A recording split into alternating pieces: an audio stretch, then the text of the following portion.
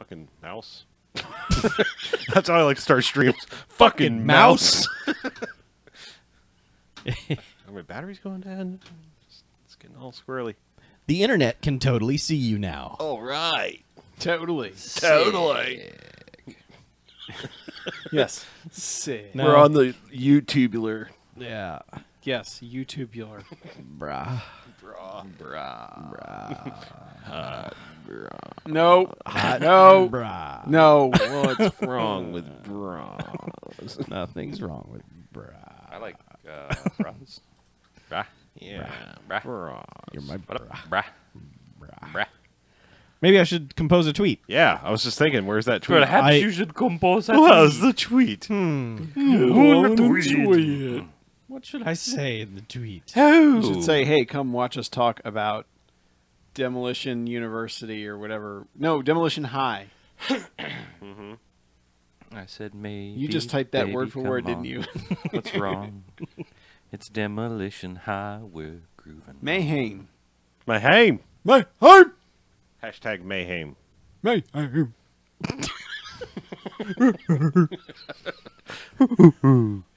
I listened to the Doctor Who episode today, and I love our impressions of the of the human Dalek guy. Oh, right. I guess I should listen to that since I wasn't here. I don't want to miss any takes, you know. I want to be up to date on the takes. We did not like that episode very much. The human Dalek looked like he had a head made of testicle. I thought it was all right. It's pretty bad. As Chuck put it, he said, this is what I feared. Basically, he said it's what he feared I would view Doctor Who as, and he's glad that episode did not come earlier. Because that is kind of what the cheesiness that I figured Doctor Who was in the beginning. I don't know, whatever. Yeah. I thought it was all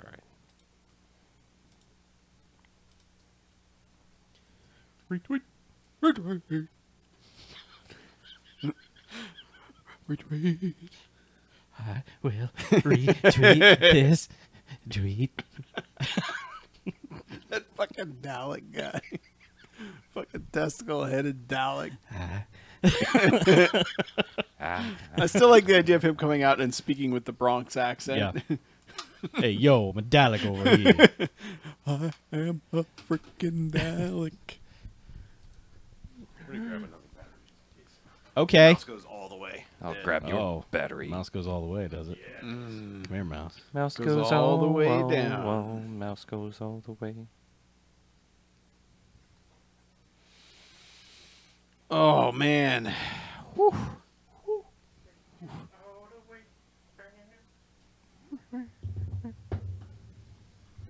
Man, we should start naming our old live streams. Did I miss some? The last two. I'm logged in. I could do it right now. Good. You should do it. I'm going to do it while we banter. You should probably do it like right now. I'm going to do it. Cool. So like, What up, TTBF? time to beat feed. Yep. Time to God damn it! beef. Yeah. Yep. Beef eat. Yeah, some gin. Are we going to do the outline thing we kind of talked about? Or how do we want to do this one? Since this one's regularly available. It's readily available, but no one's ever seen it. We should just recap it. But just be mindful, we got to fucking move. Okay. There's really not a lot to get hung up on. There really Yeah. shouldn't be. I mean... Tell you what, I'll just do this. We'll keep it simple. Just, we can see it. We'll just kind of We can. keep an eye on it. You keep an eye on Chuck! it. What? Stop Dalicking. I can't. What was last? Oh, yeah. Last Dragon. Jesus Christ. What's wrong with me? Man, Last Dragon. Last Dragon. 6 jocks. 420. The Last Dragon. These. You possess the power of the glow.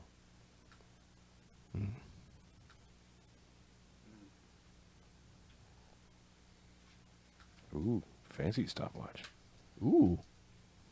I won't be able to make heads or tails of that one. Well, that's heads. That's So tails. how did you know that this card? if you hadn't gotten this pack yet, how did you know that this card was in it? I looked at that checklist. He's got a Google. Oh, Doc. that other. Okay, Yeah, the Google one. Doc Okay. thing. So I was going to say they don't put these in the actual app. Yeah. I mean, they're in there, but they don't show up until you unlock them.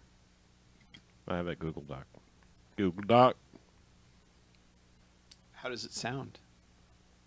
It's Does it all sound Google like Doc? what you would expect? Oh. This card. It's weird because it actually, I haven't found anything it really mixes very well with. It's kind of like the Beethoven one. Yeah, the Beethoven one's. There's also It's like- another one too. There's like. It's like you think you can do something cool with it, but it's like full bars of like it's too busy. Yeah, I want to say the country one came like with Bach Mhm. concerto and like D minor or something. I forget what it was. Like- It's one of those that you recognize, and it's a green card, but you recognize it when you put it on. But it's like, this doesn't really go with anything though. Well, like so, I think it's in the chiller pack. There's that one that's just the beatbox. That one's really good. That one mixes with a lot of stuff. No, There's that's not Chiller because, or wait, no, Chiller is out. What's the Amazon one that's not out yet? Maybe I'm not the Shades, whatever the hell it's called, Oh. the hip hop one. I think that's where the beat just the harmonics beatbox card is. Yes, That one's pretty good. And then I think it was in Series 3 has that country guitar riff that's or 4, whatever the hell one I got yesterday. That Well- one's real good. If they ever send me 3, I'll let you know. Yeah. Actually, I could probably tell you which. Yeah, I was gonna say I think I've got that doc pulled up in a tab here. I don't know. There's a couple. I'm a little disappointed that they don't mix as well as you'd think or would hope they would.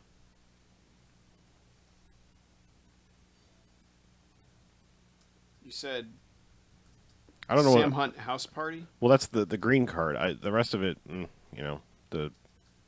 It's weird because it's like I thought it was a country song, but it's in like the electronic pack. When you listen, it's like, no, this is a fucking like cheesy dance song. Yeah, The lyrics are like real stupid. Like, you don't want to go out, so we'll have a house party. You don't want to go out, so we'll have a house party. Some shit like that. Man, I don't think I have that one. Well, like I said, the vocal one is meh, but the green card is really good. The green card's in the base pack. I'm pretty sure. I'm like 99% sure. Or it was in the pop roller disco one. Yeah, Take Me Out. They got the guitar riff for Take Me Out. That's got to be a good one. That's a good riff. That is in Series 3 apparently. Because I don't know. I don't have it yet. I don't know what that fucking fiddle one is. Oh, I think it's the Connecticut River Boys Must Be Nice. That one's fun because it's a yellow track, but it's just a twangy guitar riff, and it's fun to mix with shit. Yeah. Now that I have that Astro, Chiller is the only playlist I don't have thus far. Well, yeah, because you can't. Yep. You can't. And I haven't had the gumption to order Discover Series 1 and 2 yet. Yeah.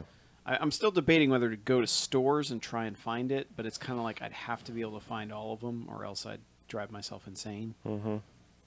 That's why I just bit the bullet and bought an eBay double pack. How much was it on eBay? It's about the same, honestly. It was like I want to say it was like $50 or $60. It's like the same as those packs were Yeah. anywhere else. Yeah, Amazon wants $45 each. Yeah, no. For Discover 1 and Discover 2. No, this was a It's double $45. pack that was like I want to say it was $60 Mm. for, and like I said, that's what the packs are normally. It wasn't much of a premium. Mm. I think this dude probably just snatched them up from Toys R Us or somewhere. Had a sale and like I'll make a couple bucks off of it. I don't know, man. Yeah. But yeah, you're welcome that I'm stupid and double ordered that one. Thank you. Mm-hmm. You got the one you wanted. I did. You need the Derby one. If there's one you buy first, buy Derby. Yes, I agree. I'm saying if you're Just- getting, Derby has Super Freak. mm-hmm. Oh, It's got a lot of good And ones. it's got all of the instrumentation for Super Freak, which is what you want. it is, yeah. Derby's like the hottest of the bangers of if I had to pick a single pack. Yeah. The hip hop Shades one is good. Too. Mirrors, I believe Mirrors. it's That's called. what it's called. Yeah, Mirror Shades. That one's close. that'd be my second pick. Yeah, those were the first two I bought. Mm-hmm. Which kind of sold me on the game completely. Yeah. All right. Mm-hmm. So should we talk about Demolition High? Why not? Should.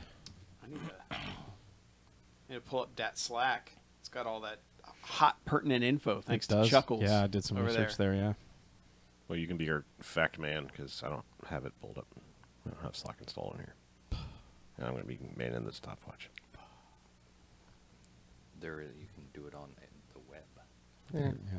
But then I have to magic link or some shit. Did you click the link that Holy Dalek Book of Scarrow person did? I mean, It disappeared off our mentions too, Oh, really? or it didn't for mine. It still shows up for me on the social alerts in Slack, but Yeah, but like I think they must have deleted the tweet because like if you go to our app page on BMFcast, they're probably big fans of Testicle Head Dalek, and they were like, "Those guys made fun of him. I don't like that." Dalek Sec is my favorite character ever. Pretty good impressions. They really are. Yeah, they are. sorry, my track. I don't even know if you used it, but it was just like Oh yeah, we played it. Yeah, we totally played it. okay. I don't know. Like I said, I haven't listened to it. Just you know. You should No, listen. we played it, and I was like, "All right, he's wrong, but that's cool." Mm-hmm. He didn't say that. I didn't say that. No. Come on though, Peter Porker joke. Come on, Yeah, I know. That was a banger. some deep tracks there. It was. Yeah.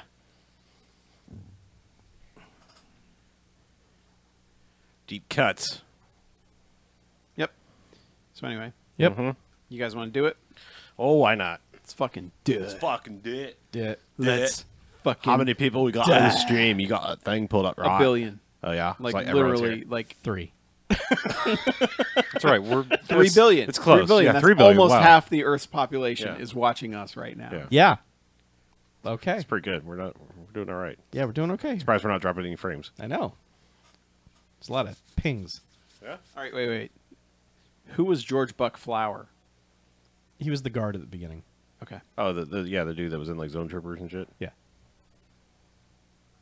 Hello, C Mike's 916. Hey. That sounds like a Bible verse or something. Or like Naval Code. See Mike. See Mike. See Mike. C Mike. C Mike. Roger. Run We're Mike C Run. Mike's Stay frosty. 916. I have created a weeb zone for the Discord, so I'm sorry, feel free a what? to mute that. A weebs All right. Yeah, Yeah. for for the all the Japanimation. weebs that filled up. Oh, weeb. Oh, my God. Our Discord names are the fucking Best. simultaneously best and worse. And I have also muted that channel. I'm just mad that Yeah. my first attempt at the Infinity War one was not as good as the second one. The second one was much better. Yeah. Yeah. Infinity Zones. What was your first attempt? Thanos demands a zone. Oh, that's pretty good. Yeah. I like that. Which I now- figure. Oh, because you know, it was it's the whole already a demands dead- of silence, it's and a now dead it's like, hashtag here, now. go Yeah. talk about Yep. it. yeah. Because Australians got to see it way before us. Well, because everyone used the hashtag to send spoilers to people Oh, using yeah. the hashtag. Mmm. Oh, you don't want spoilers, huh? Well, guess what? Fucking Australians. Yeah. I mean, fucking Australians. Please no. I wait, can't. what? I can't. What? Fucking. It's fickin'. Fucking Australians. Fickin' Did I not do a Aussies. perfect Australian accent when You before did. we hit play You record did. the other day? As we came in and Yeah. sat down, you I was were like- you fucking nailed it. I'm like, holy shit! Why couldn't I do that when we were hitting record? Yeah. Fucking nailed it. Yeah. It was like Crocodile Dundee was in the room. I was blown away. And then you turn the mics on and it was just like, like, oh, hi there. I'm from Canada. You know, it's like, Oh, what? geez, yeah. It's Well, like I'm you- from Australia. Eh? It's like your honorary Hemsworth last name just vanished the second the recording started. Oh yeah, we're gonna be talking about that Infinity War. Yeah, Yeah. you'll betcha. You just stay frosty there. You're C-Mike. not a Hemsworth. Oh, you know Hemsworth. Yeah. All right. We have all seen Infinity War, and we will be talking about it in the second half. Yep. We might put a spoiler tag on it at some point. Yep. So, Dig. Take. Dig. Take. Let's do this. Hitting the thing. Let's go. Okay. All right, and welcome to the BMFcast. Hey, BMFcast. BMFcast. Episode 421. Blaze it. Yeah. Yes, again. +1. Right. Blaze an extra one. So I'm Harlow. I'm Mackie. I'm BJ. I'm Chuck. And what we do each and every episode of this here BMFcast, we go and we watch ourselves a quote-unquote bad movie. Then we come in here and talk about it for the first half. Then we rate them. Good bad movies, enjoyable bad movies. You get 1 to 5 jocks and Robot Jocks. Robot Jocks. This is a movie that we gave 5 jocks to. It's great. However, you know what? There's bad movies. Like the stay away kind. They get the negative sliding scale. 1 to 5 bags is in giant bags of trash. Just garbage. The garbage bags that we're going to put them in. Ugh. Get them out. Yep. Send them to the landfill. Yeah. So, hey guys, welcome to hashtag Mayhem. Yep. We're doing that shit We're again. like running out of theme months. We have stretched. Thanks to our viewers, Yes. listeners, readers, Supporters. supporters, we will never run out of dumbass fucking theme Because months. here's one that came from the mind of the audience. Mayhem. Yeah. As in Mayhem. movie starring Corey Haim.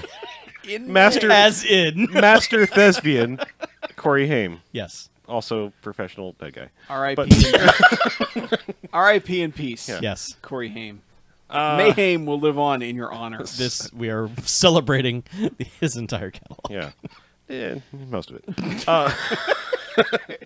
So we're starting off with 19... Don't you speak ill of the dead! Sorry, I already did, but I'll stop. I hate to say this, but almost everyone in this movie is dead. Aw. Wow. Why'd you have to put it that way? Well, We're starting with 1996's Demolition High. yeah. Hi. Hi. Oh, hi, Demolition. Episode 421.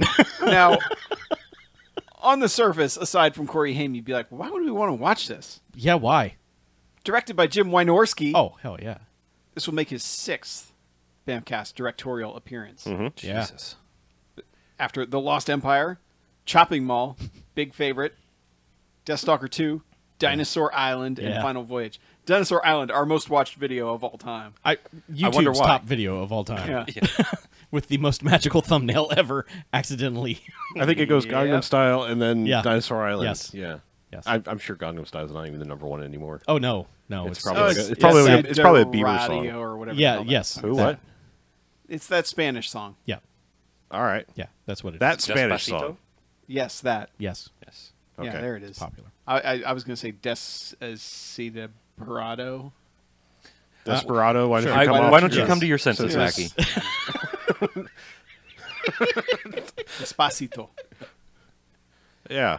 Anyway, Yeah. yes. Any Yeah. other facts while we're doing facts? I can tell you, Hot Corey facts. Haim is making his 3rd BMFcast Right. appearance. Sure. We've done entirely too many We've done Watchers and Prayer of the Roller Boys. Uh-huh. Mm-hmm. That was in Remember- Skate Timber. Yeah, remember Ska Timber. Yes, where we listened to ska music and also watch We did. skating There were movies. so many horns. And I the, particularly It's a like Corey the Haim checkerboard movie. jackets that we wore. the only other alumni we have listed is George Buck Flower, Yeah. which apparently is his 5th appearance Mm-hmm. after Maniac Cop, One Man Force, Dragon Fight, and Tammy and the T-Rex. Yeah. The guy's got a resume. Yeah. He's He's it's a solid one. He's a professional homeless man in just about every movie. Mm-hmm. He's the bum in Back to the Future. Yeah. Yeah. But you look at his IMDb and it's Yeah. 150 credits all playing homeless man. So Well- there is one more. Oh, There's also Garrett Graham, who was in Terror Vision. okay. Oh, that's right. But Yes. he is unbilled in this movie, so when I did the research, I did not know he was. Oh, I did not know this movie had a Garrett Graham. Well, now you do. Yeah. So, plot summary? That's a quick one. Yeah. Should probably get one of those out of Yeah. the way. A high school is taken over by terrorists with deadly, far-reaching intentions, but one heroic, resourceful student decides to take the fight right to them. Yes, one high school student. One 25-year-old high school student. One Mr. Corey Haim. With the worst haircut. Professional It is- high school We student. all had that haircut, but it's the worst. Yes. Makes you look like a goddamn mushroom. Whoever signed off on that haircut really did humanity a disservice. They also were accurately representing the 90s. They so- were, yeah, but I'm just saying, like, whoever in the 90s said this haircut, Yep. bad. Are Bad we- on you. Are you saying like it's worse than what we have now with like the everyone wants to be Brad Pitt and Fury haircut? Yeah. Shave Yeah, sides. his haircut in this is bad. Nah. Look, you're not like to the bone, like to the skin, like most people. Where it's just like I have hair on top and nothing on the sides. It's bad. It's a bad haircut. Pretty close, but it's mainly just to hide my balding Oh, front area. Oh, I don't know what you call please it. continue to hide your balding front widow's area. peak. It's not a widow's peak. It's like it's a whole. It's like a mountain. widow's plateau. The entire widow's view. Anyway, Yeah. bad haircut. Right. Right. Yes. Yes. It's surprisingly the only bad haircut in this movie, I think. Everyone Everybody else else has a pretty fairly normal normal haircut, because they are all in their 30s and they know better. But yeah. Hey, did you guys see Die Hard? Yes, I've seen Die Hard. Did you Yeah, ever I've think? seen Die Hard. Did you think like I'd like to see Die Hard, but kind of like in a high school? Yeah, Nope. I did. Yeah. No? At this point, yeah. Oh, okay. I did want to see that. Well, have I got a treat for you? Okay. Let me tell you about Demolition High. Yay. To start with, our cold open, our bad guys roll up on a military base, air quotes, Yeah, and steal a crate. they do. But they go about it in strange ways because they have, you know, the sexy murder lady who's part of their crew has to get out of the van and be like, you know, cleavage to Cleveland, you know, just like, hey. What?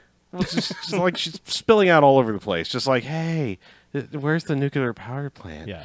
And the guy's The like, oh. what power plant? And he's like, Nuclear- oh, it's over by the nuclear Breast power Western. plant. Yeah. He's like, you're like 300 miles away. She's like, oh no. Yeah. Could you tell me how to get there? And it goes through this whole thing until eventually it's just like, She gets back hey, in the truck. Oh, I got one thing for you. Blam. Yeah. And it's like, why? Just know. come out shooting if that's your plan. That guy needed to eat, so he needed some lines. You got to build the tension. Yeah. You don't know what this lady's all about. but, You don't know what her deal mean- is. Yeah, he also told her to take a left at the Breast Western. Breast Western. Yeah. Because he was staring right at her tits. Well, she was kind of inviting everyone right. too. She was Yes, hanging them out there. they so. were. They were right out there. But And he's they're- a man. I mean, it's skipping to the end because I mean they Whoa. don't well look, they don't tell us exactly. We know that they steal a bomb. Like they Steal a crate. They steal a crate, and it's not too much further along that we see this, you know, a stupid prop missile thing. It is. We learn very late in the movie that it's actually a nuclear missile.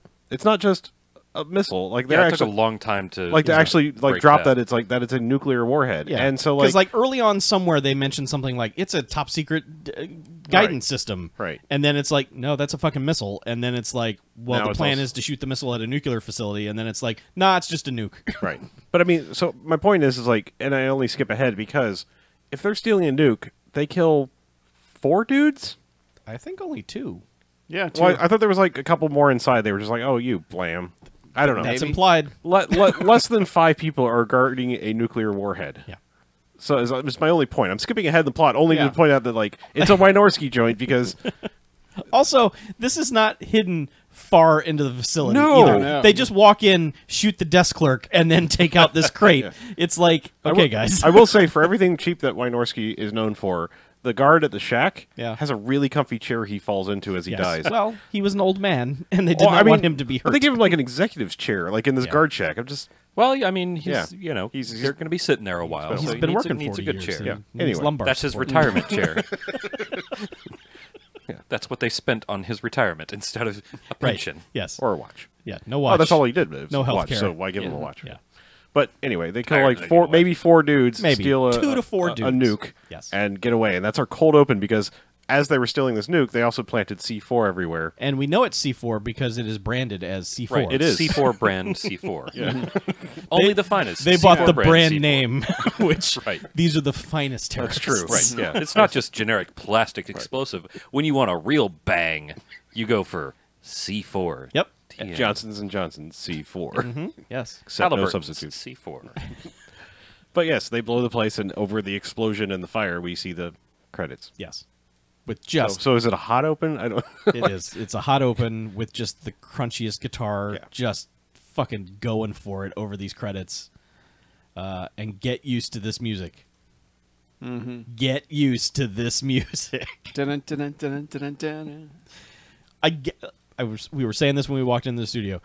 I guarantee you this music reappears in at least 20 other Jim Wynorski movies. Guarantee you. Mm-hmm.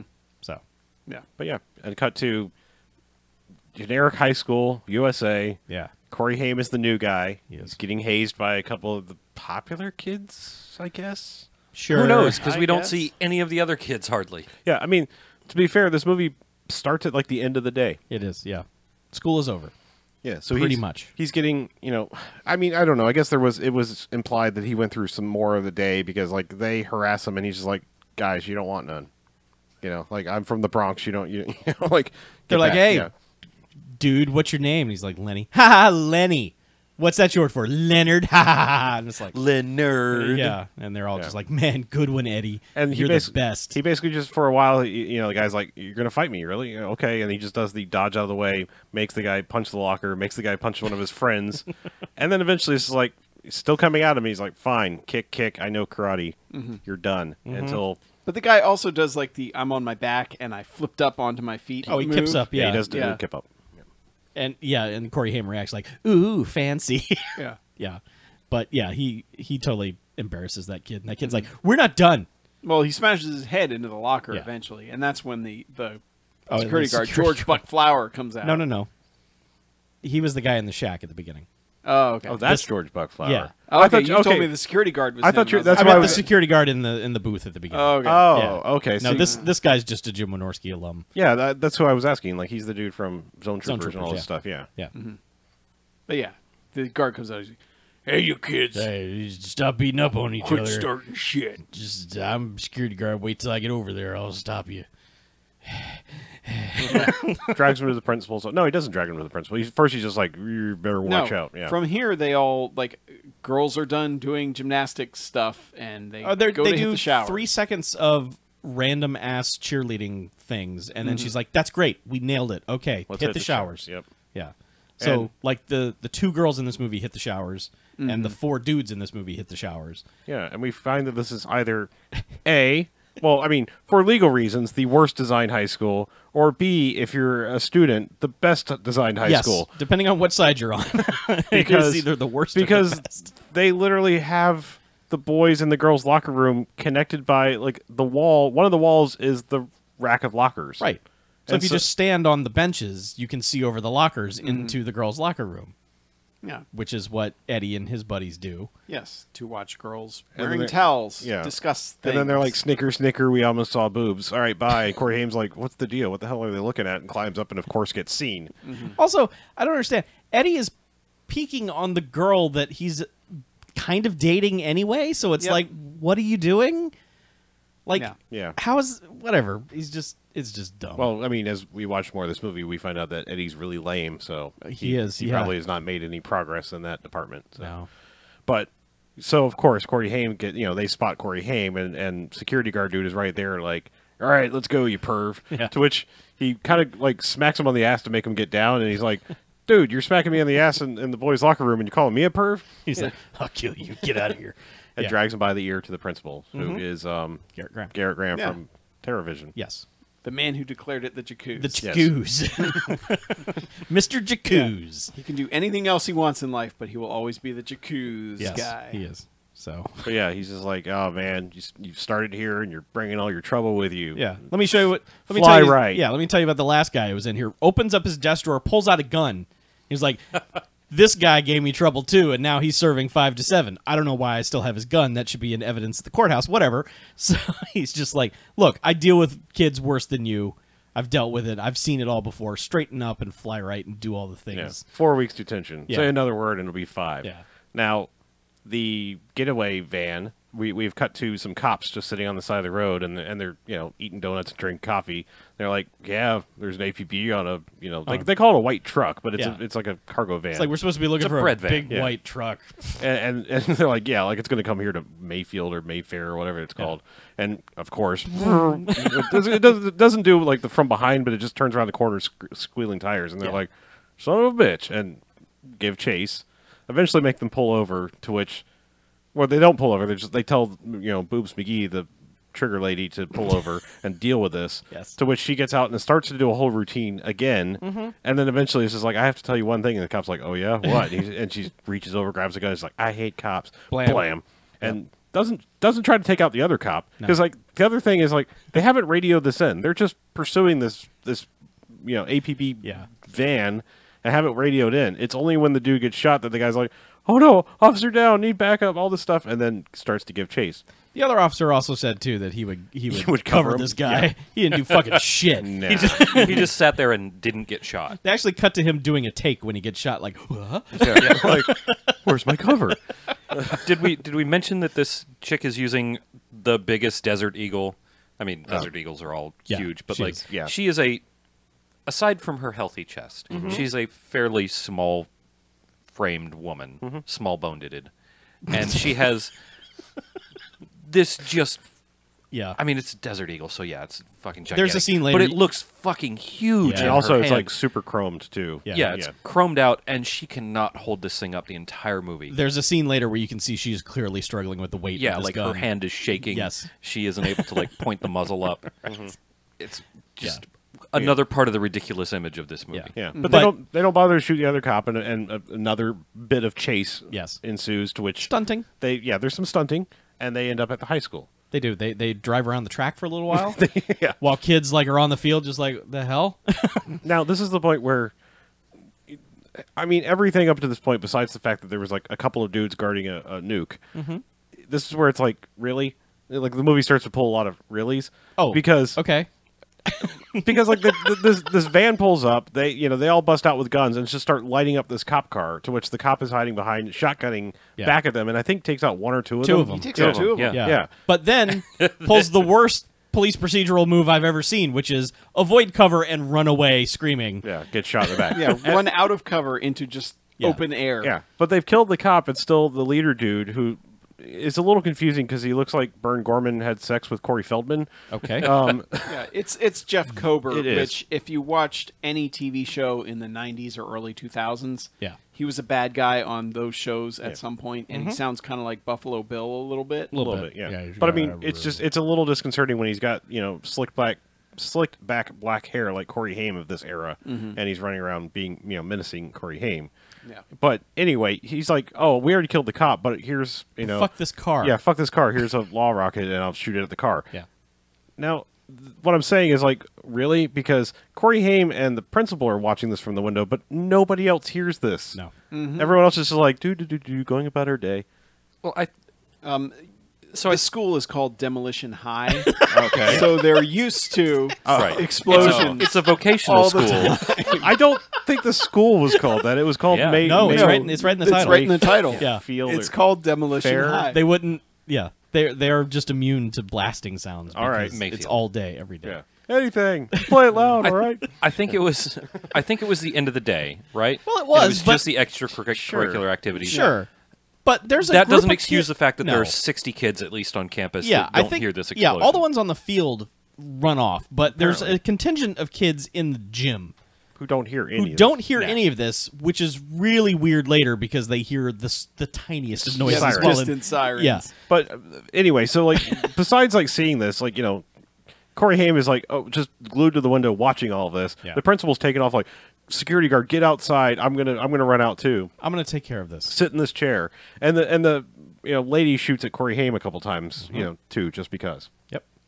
So security guard comes out and of course is like, "Hey, What's all this freeze!" then? And then blam, blam, blam. So he's dead. Yeah. sprayed immediately, just like, hey, dead.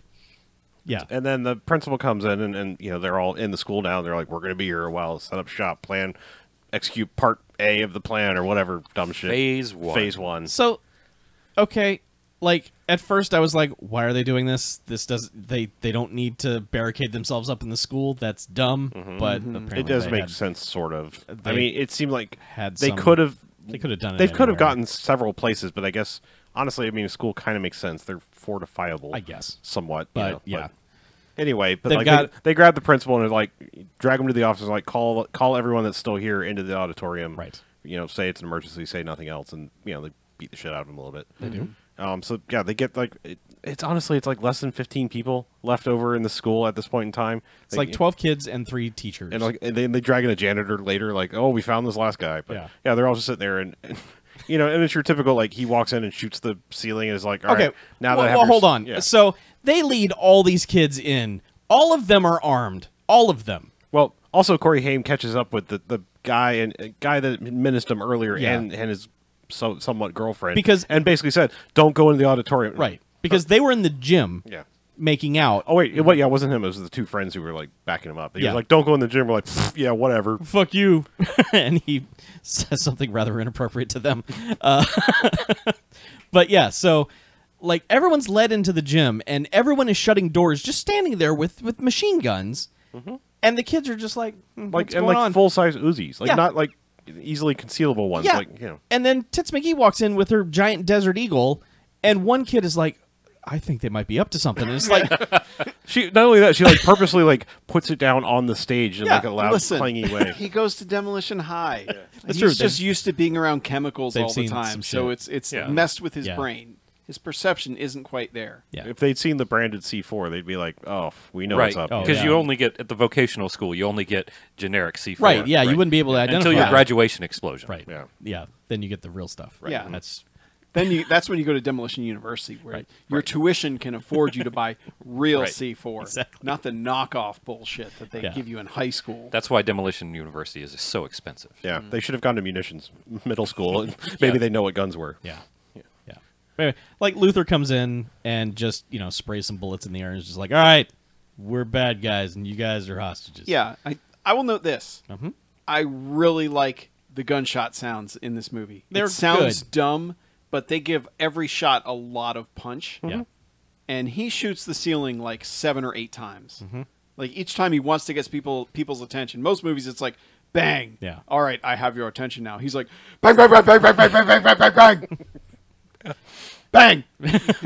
Yeah. And the kids are like, hey, something's up. Yeah. This is weird. It's bullets. They're up Yeah. now. But so the Eddie and Stacy, I think, is the 30-year-old cheerleader's name, who are making out in the gym, and they hear some sirens. Mhm. And she's like, I think I hear sirens. And he's like, the fuck? No, you don't. Nothing's happening. So, and the reason they hear sirens is because, the police have started to show up because we've been introduced to the hero of the film, Alan Thicke, who, let's just go ahead and say, is Corey Haim's father.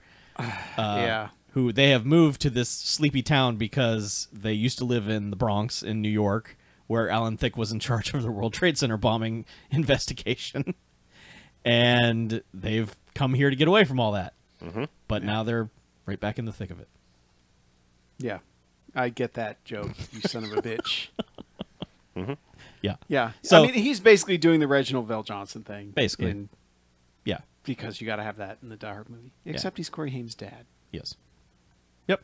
And he's mildly concerned about his son, but that never escalates past He's mild not- concern. He's mildly concerned about everything, yeah. but not overly concerned about anything. He's overly He's concerned so about aloof. He's overly concerned about the quality of Thicke. the coffee that is Yes. served to him as they are standing around waiting for information.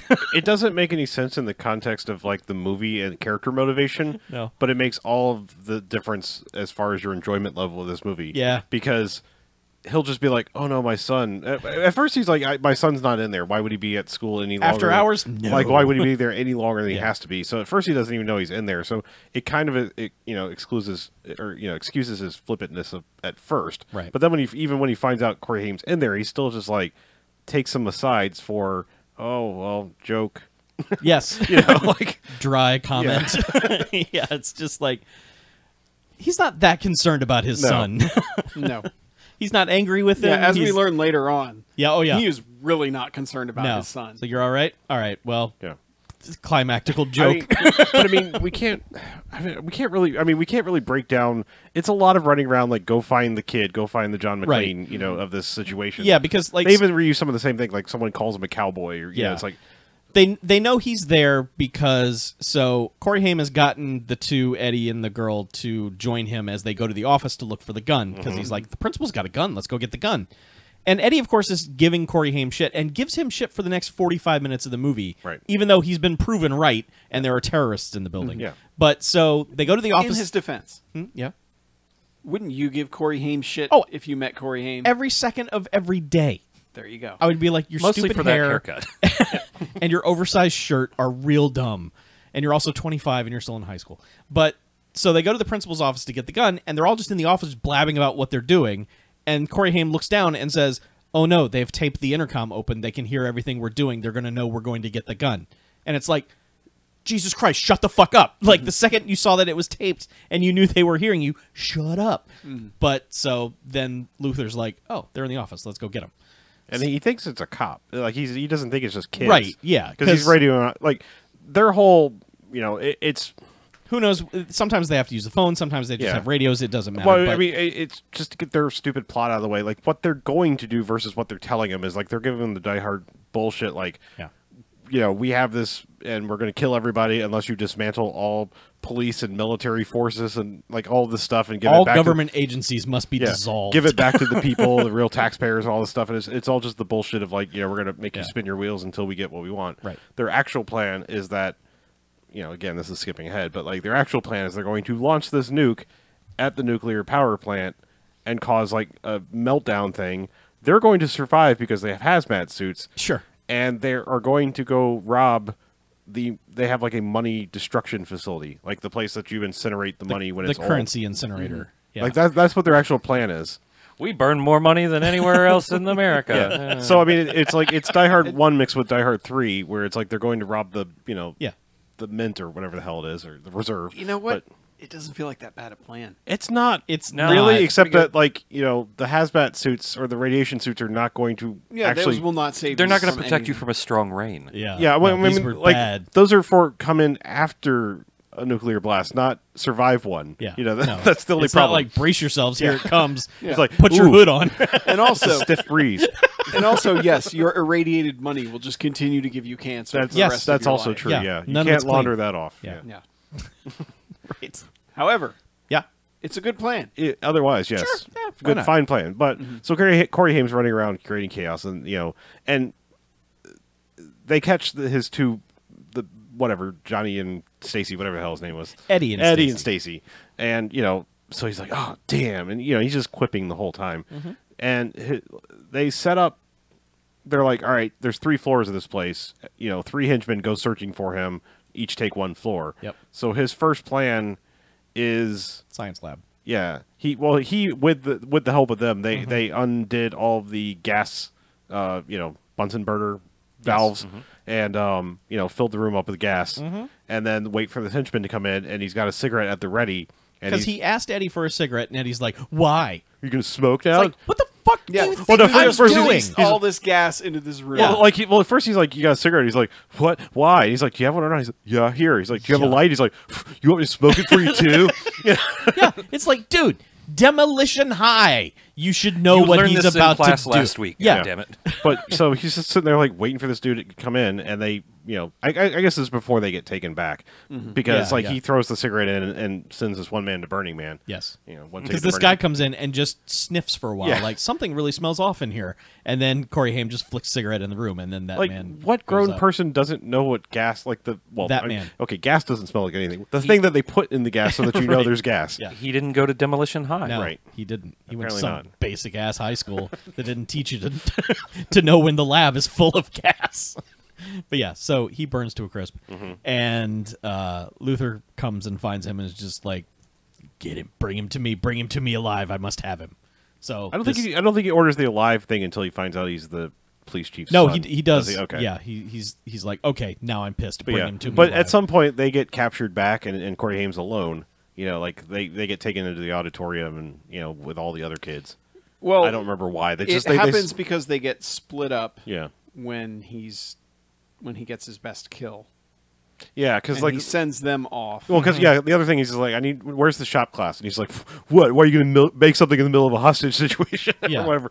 And yeah, he goes in there and Well, he says, like, that's go- right. He sends them in to like go find bottles. Yeah, he's like, give me some empty bottles, and He's like, what are you going to make arts and crafts while we're Yeah, it's like, fighting no, terrorists? he's clearly gonna make Molotovs or some shit. What is wrong with you, Eddie? But his You actual 30-year-old fuck. his actual plan is like he dumps a whole bunch of oil all over the floor. Yeah. Takes a rather large skill saw type thing and flips it upside down and turns it on.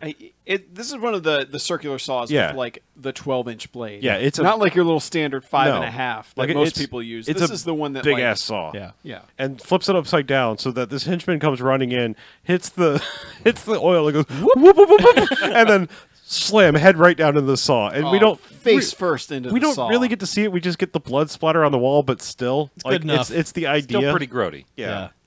Which And- admittedly, and there is doesn't a it good kinda sound splatter effect. in the wrong direction. It splatters back, Yeah, but whatever. yeah. Blood's weird. like honestly, like Corey Haim should be coated. They all should be. after Like the that, whole because room he's should like be. right behind Yeah. that thing. Yeah, it's been like a Guar concert. Yeah, But no, I mean, like, so this dude's dead, and then Another guy runs. another in. guy runs in. How does he die? He gets that dude's gun off the ground. Oh, that's and right. He just shoots that Yeah. dude. Shoots him, but then he's out of bullets. Doesn't take that guy's gun, and then runs. Yeah, runs out of but there.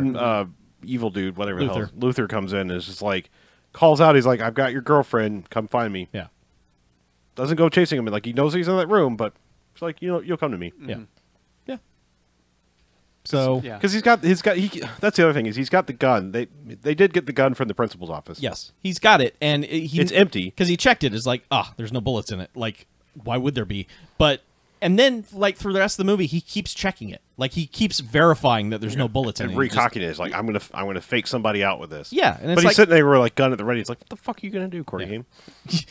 Yes. But anyway, yeah. So they take them back, and then it's really just him running around and like slowly murdering people in dumb ways. Well, so when he blew up the science lab, it blew out the front of the building. And that's when, at first, Luther was like, okay, do you have a guy in here? right. And they're all like, no, we don't have it. Because, like, the FBI showed up, Yeah, SWAT of showed course. up, SWAT is Oh, just the like... SWAT is ready to murder everyone. SWAT's ready to murder, and the FBI is like, hey, look, 38% of them will probably die. We're okay with that. Yeah. You know, that's back when the FBI gave no fucks about anything. Sure.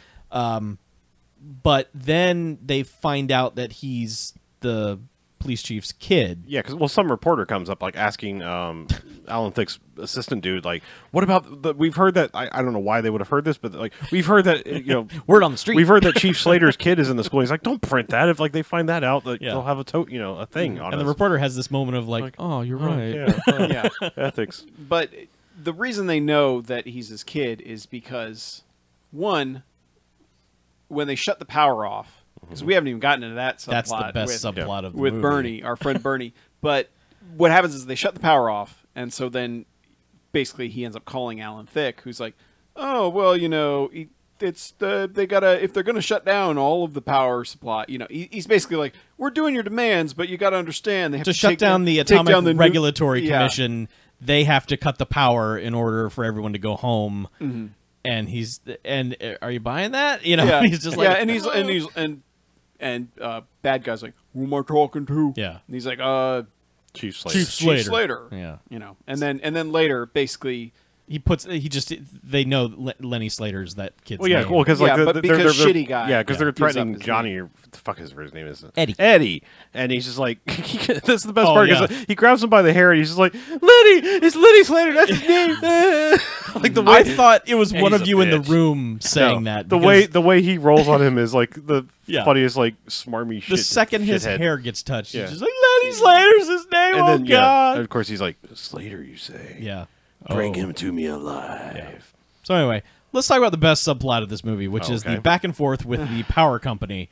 So the other detective who's there, Warchest or Warframe or Rorschach. Rorschach. the guy who provided Alan Thicke with the worst coffee. Yeah, there is one point where it's just random person walks by and hands Alan Thicke coffee, and Yeah. he's like, he takes it and like doesn't really do a spit take, like does the like I'm gonna retch on the ground, Yeah. like at least if I move back to the Bronx, there'd be good coffee. Ugh. Yeah. But yes, but no, Rorschach's wife provided the good coffee. Right, yeah, because later, like, during the height of this crisis, they take this coffee break where it's just like, try some of this. And he's just like, oh my God, this is delicious. He's Wow. like, my wife made this. And they're just like, huh, yeah. Wow, Alan Thicke never has a second cup at home. But so, okay, this Rorschach guy, on occasion, will just go into this other dimension where he is the only character on screen standing by a van, and he will call the power company. And at first, he goes through like 2 people to get to the person. He's like, he gets the front desk person, who then gets the personal secretary of the CEO of the power company. And that takes 3 minutes of screen time to get to. And then they have this back and forth about how to reach each other and stay on the line and use my direct number. And then it's so very clearly like it's so very clearly they edited the movie together and realized it was like 51 minutes long, and they're like, we can't have like it can't be this short.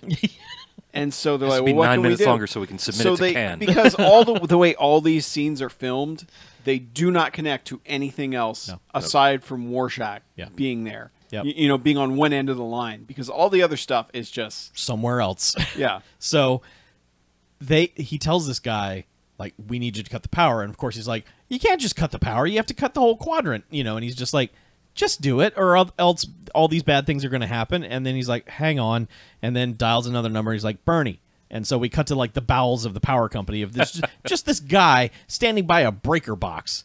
But every time he answers his phone, they're like, hey, Bernie. And he's like, yeah. Yeah. Because, like, of course, it's real loud in this basement that he's in.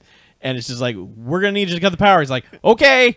Yeah. But I just like that it's basically they have this guy explain everything that we've just overheard to Bernie. Yep. So you basically get the same information twice. Yes. Multiple times. Yeah. And also, like, during all that, while they're trying to establish, like, stay on the line, give me your direct number, the CEO guy is talking to his secretary to have the secretary call his wife to make sure his kids aren't at the school. Meanwhile, the detective guy is yelling at him on the phone, like, pay attention to me, this is important. And he's ignoring the cop to talk to his secretary to get his wife on the phone. Plus, there's a whole thing where, like, he's like, oh, is this real? This is a prank. He's like, turn on the TV if you don't believe me. Like, Yeah. this shit's on TV. And then the secretary's like, your wife says something's up at the high school. And, like, and whoa. then he's like, oh, I believe you now. Yeah. My wife said, yeah. So that goes back and forth. He had to run it by his wife first. Yeah. I know how that goes. So eventually he calls him back and is like, all right, time to cut the power. And he calls Bernie, and Bernie's like, yeah. He's like, cut the power. And he's like, okay. And he just turns around, and there's just this one circuit breaker behind him that he just He's goes, just flipping the circuit breaker. Well, and I love that, like, you know, so this has all happened. yep. And then bad guy's like, I think you're full of shit about cutting the power. Yeah. And so then they call him back, like, hey, we got to turn the power back on. Yeah. And then the guy calls Bernie. He's like, Bernie, you're Yeah. never going to believe this. Get a load of this. Now we got to turn it back on. He's like, okay. He's just like, oh, you guys, man. Flips the switch the other way, and the power comes back on. I like that at this nuclear power plant, there's like, because they said it's like the southwest quadrant or something like that. So what do they have? Yeah. Like the 4 compass points. Yes. Flip. Okay. Yeah. One corner of the city's power's back on. Like, Well, the that's only what thing that circuit breaker's for. yeah. It's the for that. only thing that stands between us and losing power is fucking Bernie. And his one switch. Birdie would have won. Switch. Yes. Okay. Yeah. So they even go back there again to just so they go back later when like they reveal like what the plot is, that there's this missile aiming for them, and Rorschach tells him, Daddy Warbucks. he's like, I don't know how to tell you guys this, but there's a nuclear missile going to hit you guys, and can you shut the core down? And the guy's like, no. No, it takes like 24 hours. Yeah, and he's like, all right, well, you need to get out of there. And they're just like, there's nowhere we Yeah, we he's can't- like, send your people home. He's Yeah. like, everything within 100 miles is going to be he says, obliterated. yeah, he says, at best. yeah, he says everything within 100 miles is going to be obliterated, and that's probably underestimating. Yeah. Shit's gonna be bad. Yeah. Real So bad. he tells his secretary to go home, which she takes her sweet ass time gathering her belongings and looking forlorn. And I mean, I Well, she knows it's honestly- not going to fucking matter. I honestly expected her to be like, it's been an honor to be your secretary, yes, sir. or I always loved you, or just some horse shit. Just one time, sir. Yeah. Will you take a memo? It's been an honor. Tell your wife I love her. Calls Bernie back. Bernie, you're never gonna believe this shit. Yeah. What? Oh hell. I gotta go. Bernie, my loyal friend, my only friend. Whenever I call, you're always there, Bernie. You're always there to listen to me, Bernie. We're gonna die now, Bernie. We're going to Remember- die in each other's arms. Remember Brian. that one weekend we had at your place? Yeah, You're the tenderest lover I've ever had, Bernie. I'll never forget Fiji, Bernie. I'll never forget that weekend at your house. We made love everywhere. So there's Now I know the power. So there's this one of the terrorists is named Boomer, and he's been set up in a classroom to Oh, Boomer's the hacker. He's hacking the shit to do whatever. He's also Yeah, the the explosives Gibson. expert. he is. He knows all the things. He's hacking on a PowerBook G2. And, yeah, he is. We never see what he's doing. no, you just, but you it just hear. makes Space Invader noises It too. does, like, yeah. just, boom, Of course it pew, does. pew, pew, pew. Corey Haim eventually decides he's just gonna get this guy with his empty gun, and just goes in there to just threaten him and just be like, all right, give me whatever that shit is. Give me the buttons. Give me the thing. And he goes in, and that guy's like, yeah, well, come get it. And he's like, I will shoot you. And he's like, come on, doughboy, come at me. So Corey Haim just kind of immediately gets kind of tussled with that guy. And then this is when Lady, Boobs McGee comes in, and this is when she's having a real hard time holding up her gun. And she's just like, okay, sorry, Boomer. Because she's had a conversation with Luther while spread eagle on a piano while Luther is playing the piano. And they're basically talking about how they just need to go ahead and kill all their associates so that they can make this as clean as possible. So she's just like, sorry. Yeah, and he's basically saying, like, you have a bloodlust. So she's like, well, it's good to enjoy your job and everything. He's Yeah. like, you're right. And stands up and kind of leans in and goes, honk.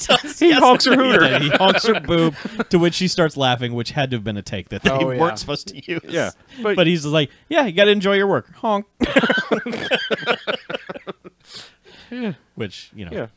But anyway, so she has shot Boomer, the hacker, and now Corey Haim's just like, Who just finished his job, and, it Yeah. was all done, and Yeah. it was all some he's got kill the switch launcher thing. / not launcher. It's like both the thing that will launch guidance. it and the thing that will stop it. The missile guidance.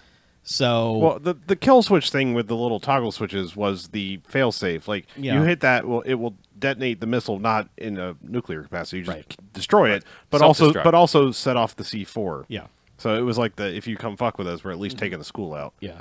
But then they also had a briefcase that was the guidance system. Correct. So Corey Haim gently elbows her in the stomach and gets away to another room. No, all right. He throws the dead body of Boomer on top of her, throwing her to the ground, grabs Boomer's gun, and runs out of the classroom, Right. not shooting her in the head Yeah. and taking the thing. He's a 25-year-old kid. I mean, He just doesn't know any better. yeah. Yeah, I'll, that's- I'll, He's murdered like 4 people at this point. yeah. Yeah. I'll give it to him though. Yeah. I'll let this one slide. But I know. But then he runs outside with the gun, shoots at the door for a second, and runs out of bullets again. He does. He sprays the door for Yeah, no that reason. was real dumb. Yeah. But But this next bit is pretty good because he hides in another room, and as he's hiding, he looks over and sees the fire extinguisher, and he's like, "Well, I'll just use this." And then he looks up, and this is some sort of art class room, and it's just a bunch of really sharp fountain pens in there, like old school inkwell fountain pens. And you're looking at it, and you're like, "Dude, what are you about to do?" And it's one of those giant nozzled fire extinguishers. Yep. And like she's mocking him down the hall, like, "I'm gonna come kill you," and and he's like, "Yeah, whatever." And he's just loading up these pens into this fire extinguisher, and she comes in the room, has him at gunpoint, and he's got her fire extinguisher point, and she's not gonna kill him because she's told not to. But then she's like threatens that she is going to kill him, and he's just like, "Nah," and sprays the fire extinguisher and shoots all these pens out, which just all stick in her stomach. In her bare midriff. they embed themselves like a quarter inch into her stomach. Yeah. But she acts like she's been shot with a fucking tank. Yes. And then Corey Haim says that I guess the old saying is true. The pen is mightier than the sword. Yep. He has been wisecracking. He has that been. dude. He followed through because I said you better do a pin, sword thing. He does. And he does. He absolutely does. A penis mighty. Does it work? So he runs out of there, and okay, so the bad guy's plot at this point is so he shot Eddie for some reason. He slapped the girl around, and then Eddie was like, "Hey," and then he shoots Eddie, leaves him for dead in the gym, and has given everybody or a few people hazmat suits. And they're going up to the roof for some reason. Well, they take the missile up there They do. because it's easier to shoot from the roof than from the classroom. Inside the classroom. Yeah. Yeah. So they do that, and the sharpshooter's like, "I got him." The sharpshooter, who is Jim Wynorski, by the way, Yeah. never so they've been hype manning the snipers of this team, like they can take anyone out from 500 yards. Yeah. Jim, One mentions they're state champions. state champions. Jim never once looks down the scope of his rifle. No, he doesn't. And then That's how good he is. He doesn't even need to look down the scope. He But just needs to he's- look in the general direction. he's Yeah. identifying things, and they, they're like, all right, take him out, take out everyone in the hazmat suits. To which someone Alan Thicke points out, hey, there should only be like 3 or less of them. Yeah. They must have decoys. And the FBI lady's like, fuck it, shoot them. Shoot him anyway. We'll sort it out later. And he's like, you can stick your Ruby Ridge and your Waco, and you're not on my watch, and blah blah blah. And it's Yeah, like, they okay, don't. They yeah. don't shoot. Yeah. I just love that she keeps saying, "I'm in charge here." Yeah. And then does what Alan Thicke says. Yeah. Yes. But so Immediately they don't shoot overruled the kids, No. thankfully, and then they all go back in. but to which Corey Haim finally then is like, I'm going to go up there and see what's going on with the missile. He just goes up there, and I don't know what his plan was. He just kind of goes over to tinker with the missile, and this is when Jim Wynorski's like, I got a shot. Yeah, take the shot and Yeah. shoots it. And he does. He takes the shot. Doesn't come anywhere near Corey Haim. Nope, it's just He misses with like 12 shots. just out of sparks his on the roof, like, bolt-action ping, rifle. ping. Yeah. It's like, oh no, I just like that what happens in the movie is because Corey Haim, at this point, he's taken out the bad guy. When that happens, is Oh, that's right. Yeah. there are no more bad guys left. Yes. Yes, because So basically, the authorities become the bad guy because they think he's one of the bad right guys now. because like he had a quick fight with Luther where he kicked him out a window, and Luther lands on a car. Yeah. Just before that, also negating all of his efforts beforehand. Like that, it bothers me so much in these types of movies where people do that. Yeah. Yes. Yeah. but yeah, he comes running down the stairs, to which they've sent the SWAT team in. He's just like, no, good guy. Look, C4 everywhere. We got to get the kill switch, but we got to get everyone out of here. Right. And they've launched the missile at this point, because he looked at the missile and they shot at him, and Yeah. The missile's in the air. The countdown clock is counting down to the C4 in the building going off. I think he got shot at by the sniper before he kicked Luther out the window. Yeah. Because he ran up and down stairs Well, a lot. Like, he gets what am I confronted gonna by do? the lady Yeah. who is not dead. Right. She's got a fire axe and Yeah. tries to Yeah. ask him some questions. that's right, yeah, And the she- sniper, and it's yeah, the it one was person Howard. the sniper takes out. Yeah. That's I don't right. even know how he saw. Like he's supposed to be shooting at a yellow thing, but instead hit this woman in a black get-up. Yep. I assume he saw a woman with a giant axe. Yes. Could be. Maybe he finally looked down the scope. They were checking through the windows because we didn't mention it, but they threw the already dead principal out the window as you didn't do what we said, so here's a dead hostage. Right. They didn't tell him that he'd been dead for like 20 minutes or more, but because at one point they were like, we see people movement through the windows, we have like 2 of them, and they just threw a body out the window. Yeah. But Yeah. anyway. So yeah, he kicks Luther out the window. Corey Haim runs around a little bit more, like, I'm gonna do something, but then helps the last of the people out of the school. He helps the girl carry Eddie out Right. of the school, and he puts them in the back of the bread truck, the bad guy's truck, which is literally parked in front of the school. Right outside the school. And he says, "Shut the doors." But it's plated. I don't know. Well, whatever, because We saw the inside of that thing. It's a I know. fucking rust bucket. yeah. But like, okay, so he goes over to Luther, which is that's where the kill switch thing is. Fishes out of his pocket. Yeah. And it's just like he's standing there like, oh well, I'm probably gonna die. I can move further away, but I'm just gonna hit this button now. Yeah. Hits the button and they blow up a model real good. a model on just like a table on the top of a couple of sawhorses. They just blow this thing up, and this is like a city, like to scale. The city block explodes, Yeah. but no one nearby is in any way inconvenienced by this explosion. No. And they also Well, reused yeah. some footage from the previous explosion, Yeah, the initial explosion Yeah. at the Military base. military base where they yeah. housed the missile. And we also see the rocket kind of blow up. In Yeah, the air. I mean, we get It's reaction a shots shitty from like Alan rocket. Thicke, and we didn't even mention that he's in this movie. But Dick Van Patten is the army general Uh-huh. who, at first, I thought it was going to be one of those like, oh, we have Dick Van Patten in a room, like he's not going to be really part of this movie because Yeah. Alan Thicke calls him as just like and demands answers Yes. on this missile. So he's just sitting in a room by himself. Yeah. but then he joins the rest of the does. people He on he set. just comes he's just there. standing there like, oh, well, I'm here, and you got me. Yeah. They did steal a missile, so we get some reaction shots at him, and then they just kind of walk over and pick up Corey Haim, and he's like, whoa, like, yeah, that was intense. yeah. And he tells the EMTs to take Eddie because he's been shot. Well, he's like, at this point, he's like 15 feet away from Alan Thicke, and he's like, we got to go find my father. Yeah, we and it's gotta like, find my dad. he's right there. There he is. And then we get probably the best line of the entire movie. Yeah, because Alan Thicke, not giving a shit, has sauntered over to his kid like, Hey, you all right? Yeah. Which we didn't really say that. Like there was a point in time where I was going to bring this up What? at the end, but yes. there's a point in time where they were like, Corey Haim, you're our only hope. Yeah. They were Yeah. like, we could send in the SWAT team, but nah, he's already in there. So like, Corey Haim, you got to take care of this. Yeah. Yes. Yeah. And Alan Thicke's just like, yeah, bro. Basically, Alan Good Thicke luck, kid. tells his son in this movie, go kill some terrorists and get their detonator. Straight up. Yeah. Yeah. His son, unarmed at this point. His 17 going on 25-year-old son. Yeah. Yes. Fresh Like, off the this is- death of their mother. This is how little Of of a his mother. shit Alan Thicke So gives we've about his already known that he well-being. barely gives a shit, but then it's cinched when he's stumbling over with what the fuck is her name? Stacy. And goes, "Hey Dad, this is Stacy. I think I'm going to take her to the prom." And Alan Thicke, without missing a beat, goes, "Well, I think it's going to be outside this year."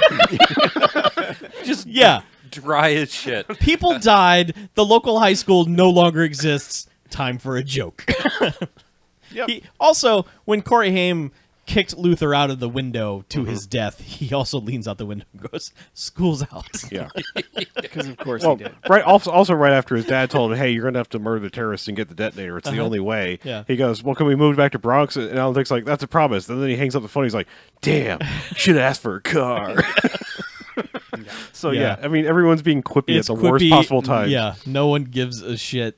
Like there was a bit earlier where he first goes to call the police to tell them that there are terrorists in the building, pulls out the change in his pocket and only has 15 cents, and actually says out loud to nobody, "I shouldn't have bought that second milk," and then runs off to do something else. Yeah. Now, never mind, it doesn't cost any money to call 911. I was going to point that out Maybe for a it younger doesn't, maybe. audience. Or for a younger audience, when there were payphones, Right. Actually, for pro tip, if you have a cell phone, it doesn't have to have service. You can still dial 911 from Yep. it. Correct. So the same thing goes with payphones. But As long as you have signal. Just as long as you remember have that. signal, yes. Stay safe. Yeah. Stay signal. Yes, stay signal. But yes, so yeah, they happy reunion. School's blown up. School's out forever. Yeah, and man, they just immediately just like, this movie's over. They immediately cut to a set of hilarious credits. Yeah, Jim Wynorski gets the jokes in got and the jokes. credit. He had some more running time to pad, Yeah, so he was like, 'cause let's put some dummy credits in There's here. literally like, oh god, I can't even think of all of like. There was- was livestock provided by G. Orwell's Animal Farm. Uh-huh. There are no animals. There in this was movie a worst boy. Yeah. There was a best Best boy, girl best and a boy, worst- best girl, worst boy. There was the wardrobe mistress who was also the director's mistress. Yep. The construction crew Construction had to be a joke. was like Mike Hammer, Jim Nails. And Bobby Wood. Yeah. The carpenter was like Peter Wood. Or Yeah. something. Yeah. Well, that's what all the carpenters were. Yeah, like, it they was was hammer somebody, nails and wood. Yeah, there was somebody that was Pepe Roney. Yeah, it was Albino and Pepperoni were the Caterers or yeah, something, It's Yeah. just Which is like probably bunch of code for crazy which is credits. probably code for he bought a 6-foot party sub from Subway. it and was that all catered. Jim Wynorski is what it was. Right. He was doing all of these things. Man, nobody put the crazy credits into IMDb. Well, Get on it, people. People are really slacking on the IMDb for this movie. Yeah. So Less bullshit trivia, more actual facts, please. We don't care that Dick Van Patten was in a movie with Corey Haim's brother. This one time, Dick Van Patten on a talk show mentioned Corey Feldman, who starred with Corey Haim in 8 different movies. You know, Dick Van Patten auditioned for the role of Jor-El in Superman, and later, yeah, Yeah. that kind Corey of Haim once mentioned Superman in an Yeah. interview. All right, let's rate this. Okay. Man, this is 3 jocks somehow, and I think most of that is on the power of Alan Thicke, just being dry. Words never spoken by Wow. a human. The power of Alan Thicke. But it's like him just standing outside, like bitching about coffee, and basically sending his son to die. And being totally nonchalant about it. Just Yeah. like, hey, kid, take care of business. Yeah, I don't want to have to do all this paperwork myself. yeah, it's kind of amazing. And it's Wynorski, so even though it's kind of like, all right, here are the same scenes, or not same scenes, but the same sets over and over. He knows how to make a movie look decent, Yeah. and because they don't really need many effects aside from a bunch of pins sticking out of a woman's abdomen and blowing up a model here and there. don't forget that sweet rocket effect.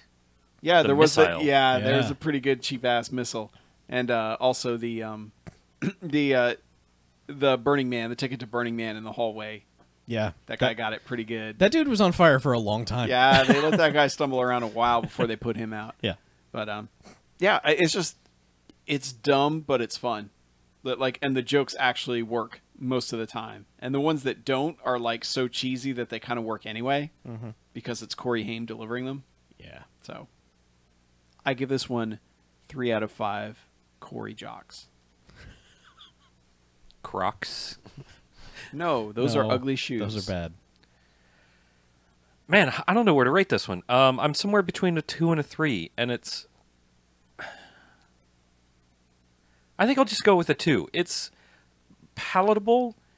It feels like a really quick watch, but there's nothing that I really feel like it does that's outstanding that makes me go, like, except for thick quips. Yeah. There's nothing that I'm really like... Yeah. and the, I like that on my Man, ladies. Give me them thick quips. I like my women like I like my quips. Thick and creamy. THIQQUIPS. Canadian. But aside from thick quips and the circular saw to the head, there's nothing that this movie like makes me stand up and go, yes! So I think it's just got to be 2 jocks. It's, like I said, an easy one to watch, but nothing spectacular. I agree. I mean, it's a Jim Wynorski movie. It's a credible Jim Wynorski movie. I mean, it is better than some of his other ones, although we've seen better. It is a movie. Yeah, but I mean, it doesn't rely that much on like stock footage and stuff like that. I Right. mean, I think the explosion at that building at the beginning was from something else, but pretty much everything else was exclusive to this movie. I was sitting at a 2 for the longest time until Alan Thicke gave that last joke at the end, and I was like thinking, no, fuck it, 3 jocks. This is great. I mean, it's good. It's fine. It's perfectly acceptable. It's a Die Hard ripoff, and it's got Corey Haim in it, looking kind of doughy and with a bad haircut, and you kind of feel bad for him because you kind of just want to reach back and go, dude, shape up. But man, it's so watchable and so stupid. It's fine. It's fun. It's a easy breezy time. Beautiful Corey Haim. And like BJ said, it's got thick quips. It does have thick whips. I'm also going to echo the 3 jocks. I would go on record as saying, based on what we've seen, this is the best Jim Wynorski movie that's not Chopping Mall. I mean that's not true of his entire filmography. I don't know. We like Deathstalker 2 a lot. Deathstalker 2 is fine in its own kind of weird way, but like this is strangely more watchable. I think like Deathstalker 2 is like leans super hard into jokey, and like this is like there's still some kind of interesting things happening and jokes. Like by Deathstalker 2, you have joke fatigue, and this is like the jokes come more sporadically, and it's like, all right, yeah, that kind of landed because you saved it up, and you were just like, not every line was quippy. Like you didn't think this movie was going to have jokes. Right, exactly. And I then it mean, like, did. so when they come, it's like, oh, that's a good one. Yeah, that's a thick quip right there. Mm-hmm. So what'd you give it? 3 Okay. jocks. Cool. Yeah, it's remarkably watchable, and I don't know if we mentioned it's on Amazon Prime Video. It is. So if you want to watch, In Hot 4-3. Yes. yeah, Hottest. Speaking of Hot 4-3, Melissa Brazel's biography on IMDb. Yeah. If you ever want to read way too many words of self-written My favorite IMDb grandstanding entries. Written by over the actor literally themselves. nothing at all. Oh wait, she was the introducing person. Like we can No, Melissa Brazel No. was not. no. Oh, so Melissa, was, so was the the other one? introducing was the 30-year-old girlfriend. Oh, was, okay, yeah, the okay. girlfriend. All right, my bad. But yeah, Melissa Brazel. Read her. Oh, wow. Read her long form bio. It's like Oh, a goddamn wow. novel. Like, and then she learned to pee, and she learned to walk at the age of 3. At the end, written by Melissa Brazel. Oh, was it? Yes. Oh, yeah. So it is. Apologies if you're listening, Melissa, but it's a little much. You should stick to the highlights. Yeah. You're a lovely lady. Stick to the highlights. All right, well, let's take a break, shall we? All right. We have Infinity War to talk about when we get back. Oh no! Oh, no. Maybe a little bit more. I'm sad to say this is probably the only qualifying Alan Thicke movie we will ever watch. What? He really didn't stray into this area. He really didn't. He should have. Like, he must have had, like, a rent payment to make or something, because this is not what he does at all. Yeah. Oh, it's not better than YK Kim's. YK Kim, yeah, that's Oh, yeah, no. that's like god tier, self-written IMDb biography section, but it's pretty entertaining. Sorry, Melissa. You can probably see her naked if you want, because she was in Playboy and/or Penthouse. Who, Melissa? Melissa Brazel. I'm gonna bing her real Yeah, quick. we should probably Bing her real quick. Oh, Bing. Bing gets you what you want. Yeah. Bing. For when you want nudity. Bing. I love how I probably could have gotten so many free Microsoft reward points by actually using Bing, and I just couldn't bring myself to do it. Nah, man. Like, nah. I'm loyal. I'm loyal to Lycos. Yeah. It, I continue to ask Jeeves, and he never answers. yeah, right can't away. see my These card. are some silly-looking hooters. Lycos for life, bros. Yep. I believe she's an exclusive Jim Wynorski actress. It appears that her filmography is hanging with Jim Wynorski. Which, you Man, know, Bing gets foul in there. Bing will really It will- give you the goods. It will bing the thunder. Whoa. There was some. What was that lady doing? You know what that lady was doing. You know exactly what that lady was doing. I don't. Because it was a large picture. Where did that ping pong ball come from? Yeah. I think you know. Thanks for the sound effects. You're welcome. Her vagine. Oh, her vagine. Vagine. The sniz. What is with sniz with you? South Park The joke. snook was in the The snooze. snook. It's a technical term for vagina. I've said that so many times to people. I shouldn't. What, the snook is in the sniz? Yeah. And then they'll say the sniz. It's the technical term for vagina. Oh, that episode's so good. Wait, there was just one of the girls? That's a Corey Haim movie? Don't. No, I'm not saying I want to watch it. I just like, Do not. huh. Something people have, like, this is the third in the trilogy. And I'm like, what? No. Oh, it's pairing him and Nicole Eggert again. Series of movies that you watch that I always mess the name up of. Body chemistry? Body chemistry. Melissa Brazier is in the fourth one, I think. Oh, that one's terrible. Melissa Brazier. Oh, I get it now. Oh, I get it. Ah! Yeah, she's in Body Chemistry 4. She plays Sandra. Sandra. In Cyborg 3, she plays Pleasure Unit number 1.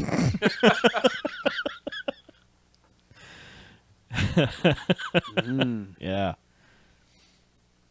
She's in a Dolph Lundgren movie. Oh, really? Yeah. Directed by Jim Wynorski.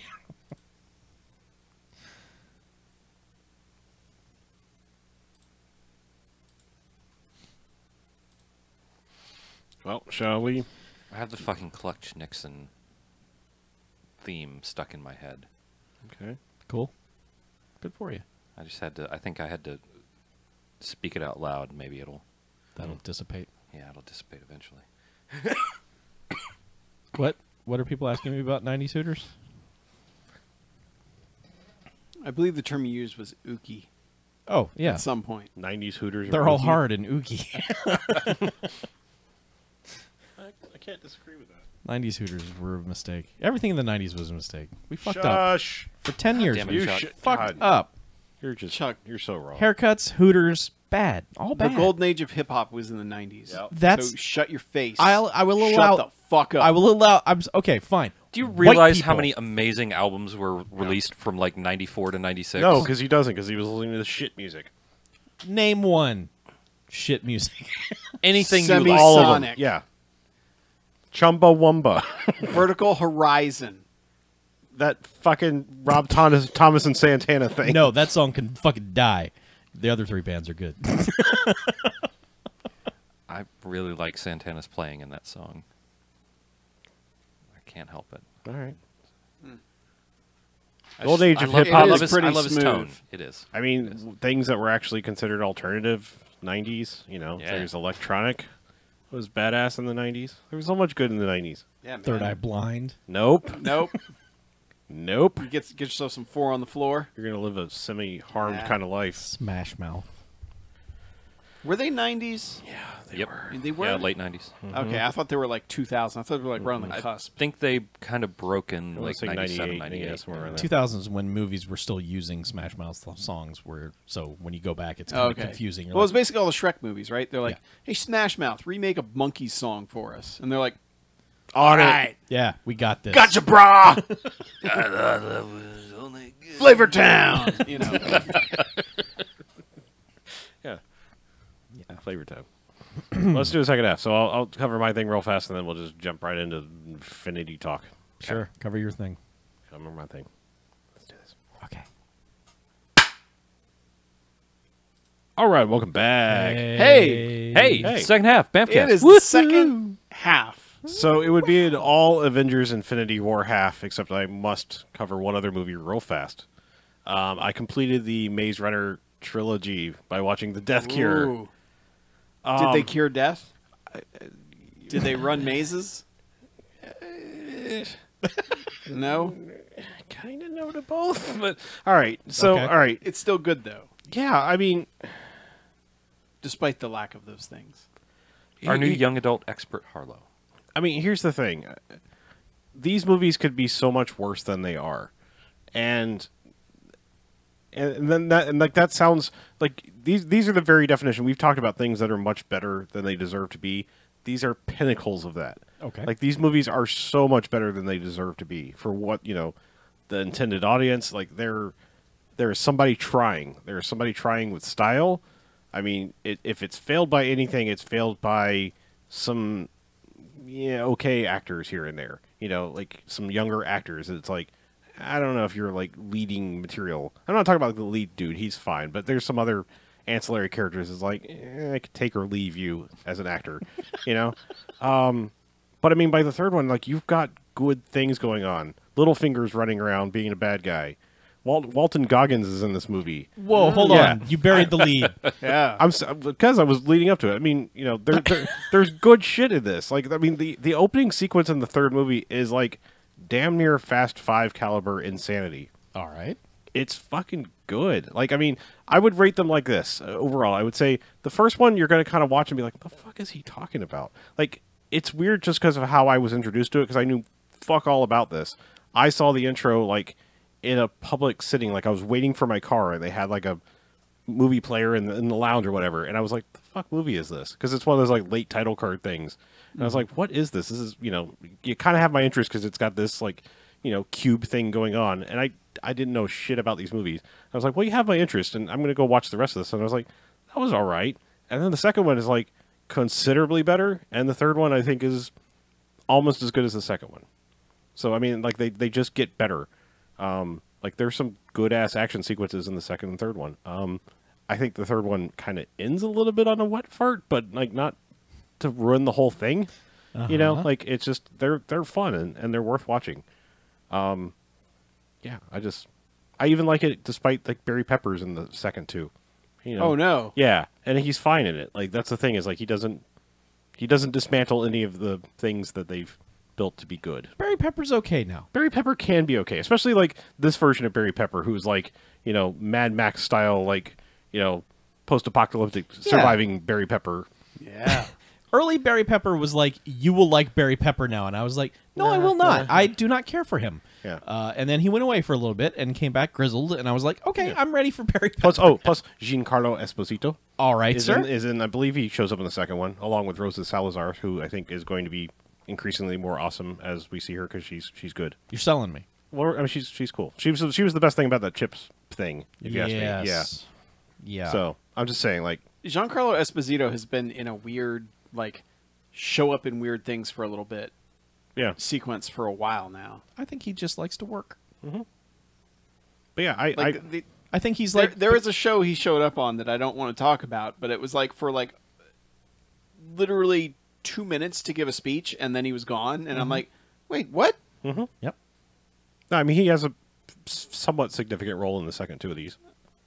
I might have to watch them then. Yeah, I mean, there's dumb fun. There's like, it's, if you liked Cube, there's that kind of aspect. It's at times a zombie movie, because that's what the whole thing is like they're secretly trying to discover this cure for this like zombie like shit that's got taken over. Yeah. You know, so you got the cool future tech in certain parts. It's like there's just a little bit of everything.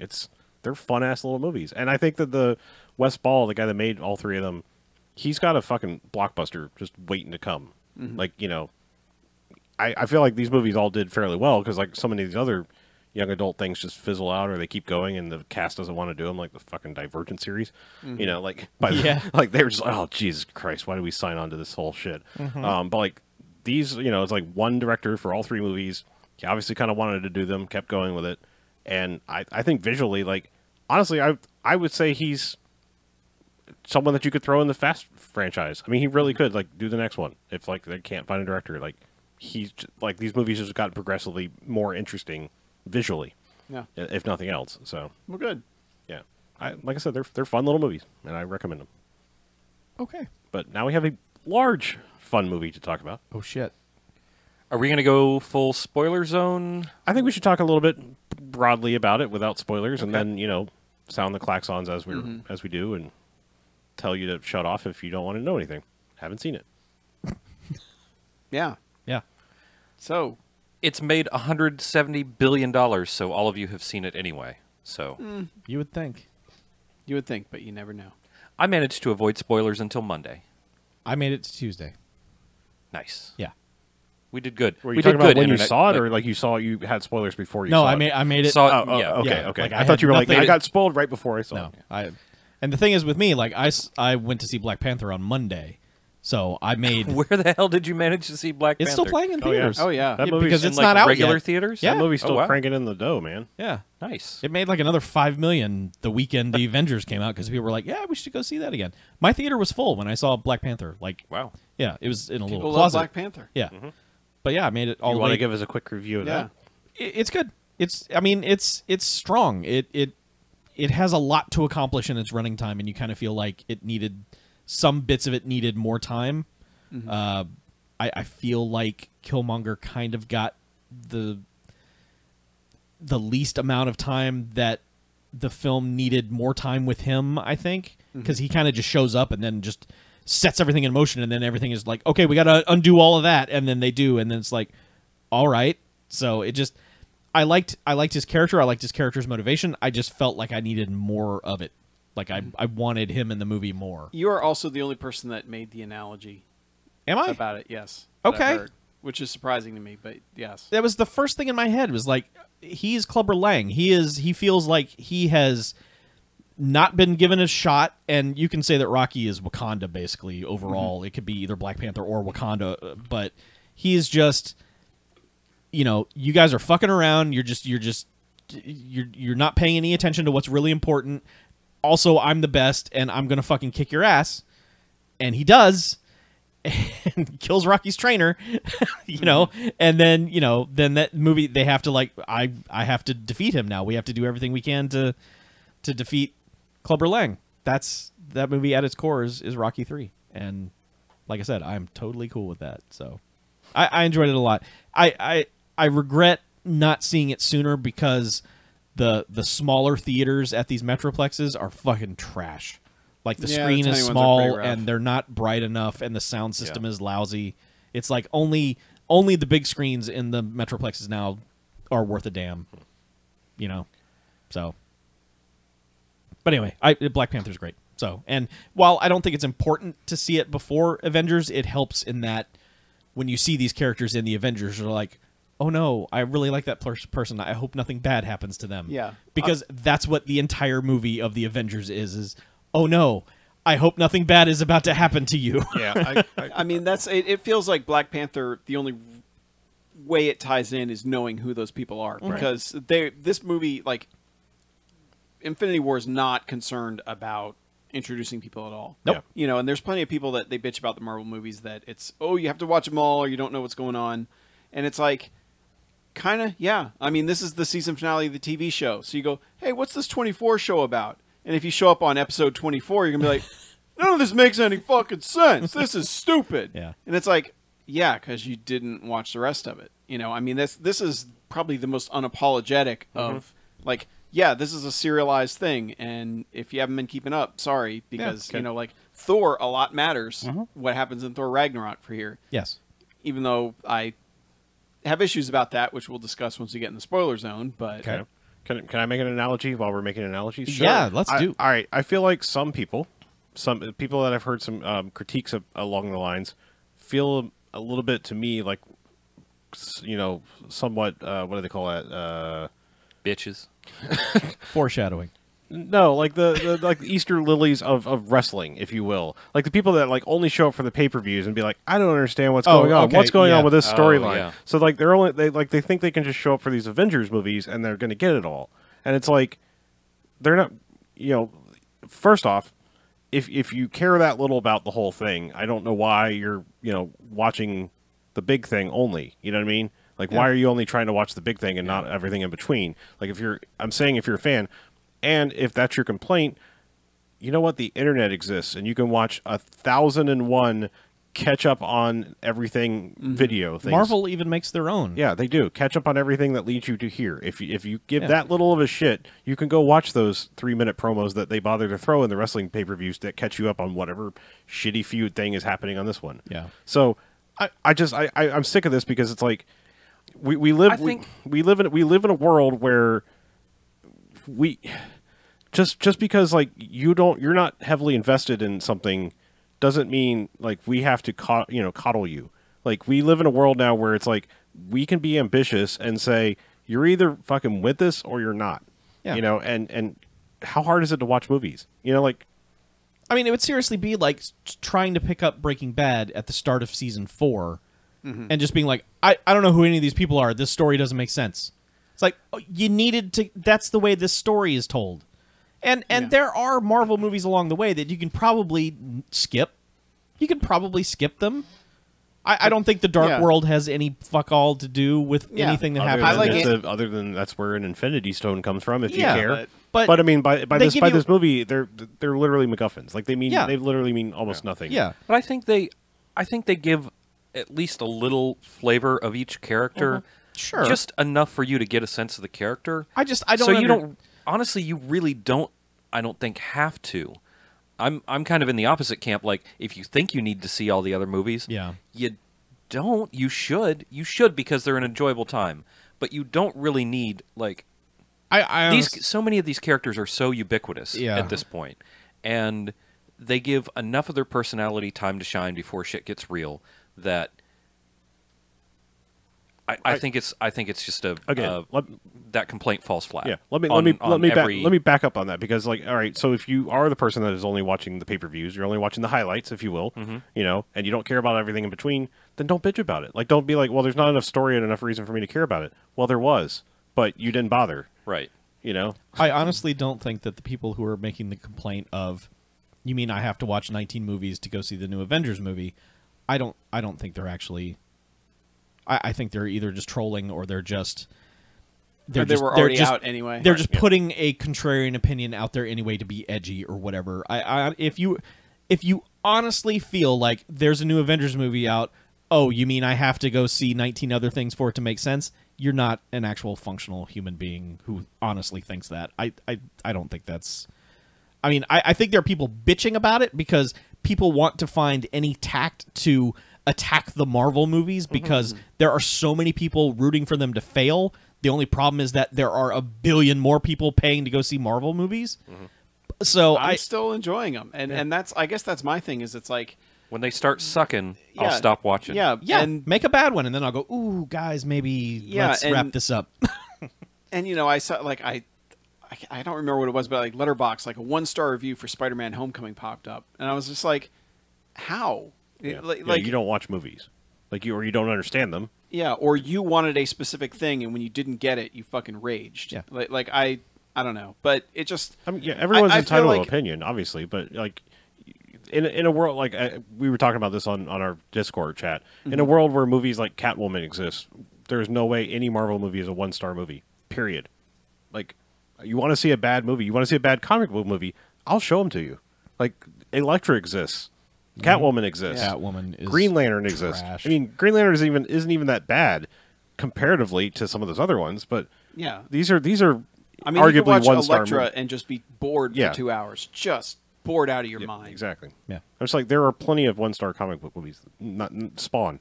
There's a plethora. Yeah, well, and that's the Spawn thing. is Like Oh man, it's I have I don't know why I like Spawn, but I do. yeah, but it's funny that everyone complains about the Marvel formula if they don't like them, which is fine. I get it. You're perfectly valid in feeling that. That means they're And not then- for you anyway. Yeah, and then people watch this one and go, "Well, that was dumb too." And it's like, this one does not follow the Marvel formula. No. And nobody's happy about that either, you know. So it's like, if that's the case, then it's like, yeah, I guess you're allowed to stop watching these, you know. And I feel like there are plenty of people that continue to watch them anyway. I don't understand and just those keep people. complaining. And it's like, all right, I mean, you don't You're part of the have to keep watching them. you're part of the Marvel success. You're Yeah. giving the movie It's attention. like- Why do they keep making these things? Because you keep paying You for just them. paid $12 to go see it, dip ass. I mean, what? yeah. No, But getting Put that onto one in this the one, lexicon. like I guess what I mean by the whole like having watched the other ones, having it make more sense. There's also a lot of stuff that shows up and is paid off from movies that were ages ago. Yep. Absolutely. Like little things that's like, oh shit, that's right. Yeah. You know, and just little things that don't necessarily like change the plot, but they certainly enrich it Yeah. way more by it being those things that I mean- exist. And I'm being vague because we're not in Sure. spoiler Right. territory, obviously. But I'll say this about the Marvel formula is that in the last 2 weeks I've watched The Winter Soldier, Civil War, Homecoming, Black Panther, and Infinity War. Those 5 movies could not be more different in tone from each other. Yeah. They are all completely different. Now, they are all Marvel superhero movies in one way, shape, or form, but in just tone and style and structure and storytelling, they are all completely different. Now, yeah, they all pretty much end with a giant battle at the end of some kind that someone is flying all around and doing things, but really they are telling such vastly different stories. Because Infinity War, and this is not spoilery, this is just what Infinity War is about, is this gigantic universe-sweeping adventure story. Whereas, like, the Captain America movies are all these kind of Earth-grounded things where people are being shitty, you know, and then Black Panther is kind of this fantasy universe of, like, check this shit out. And Spider-Man Homecoming is an 80s teen comedy. I mean, it's like, they're all so different. So, yeah, I mean, yeah, there's a big battle at the end of all of them. There are big battles at the end of so many movies.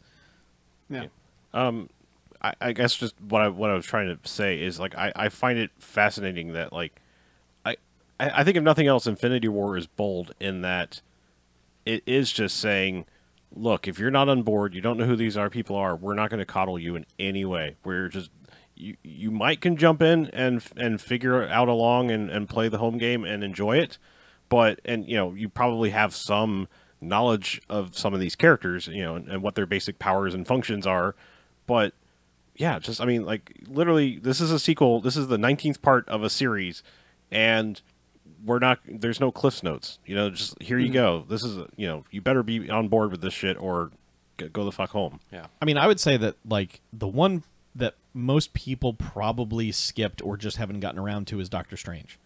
And so the Doctor Strange stuff in this movie might have people going, what in the fuck is this stuff?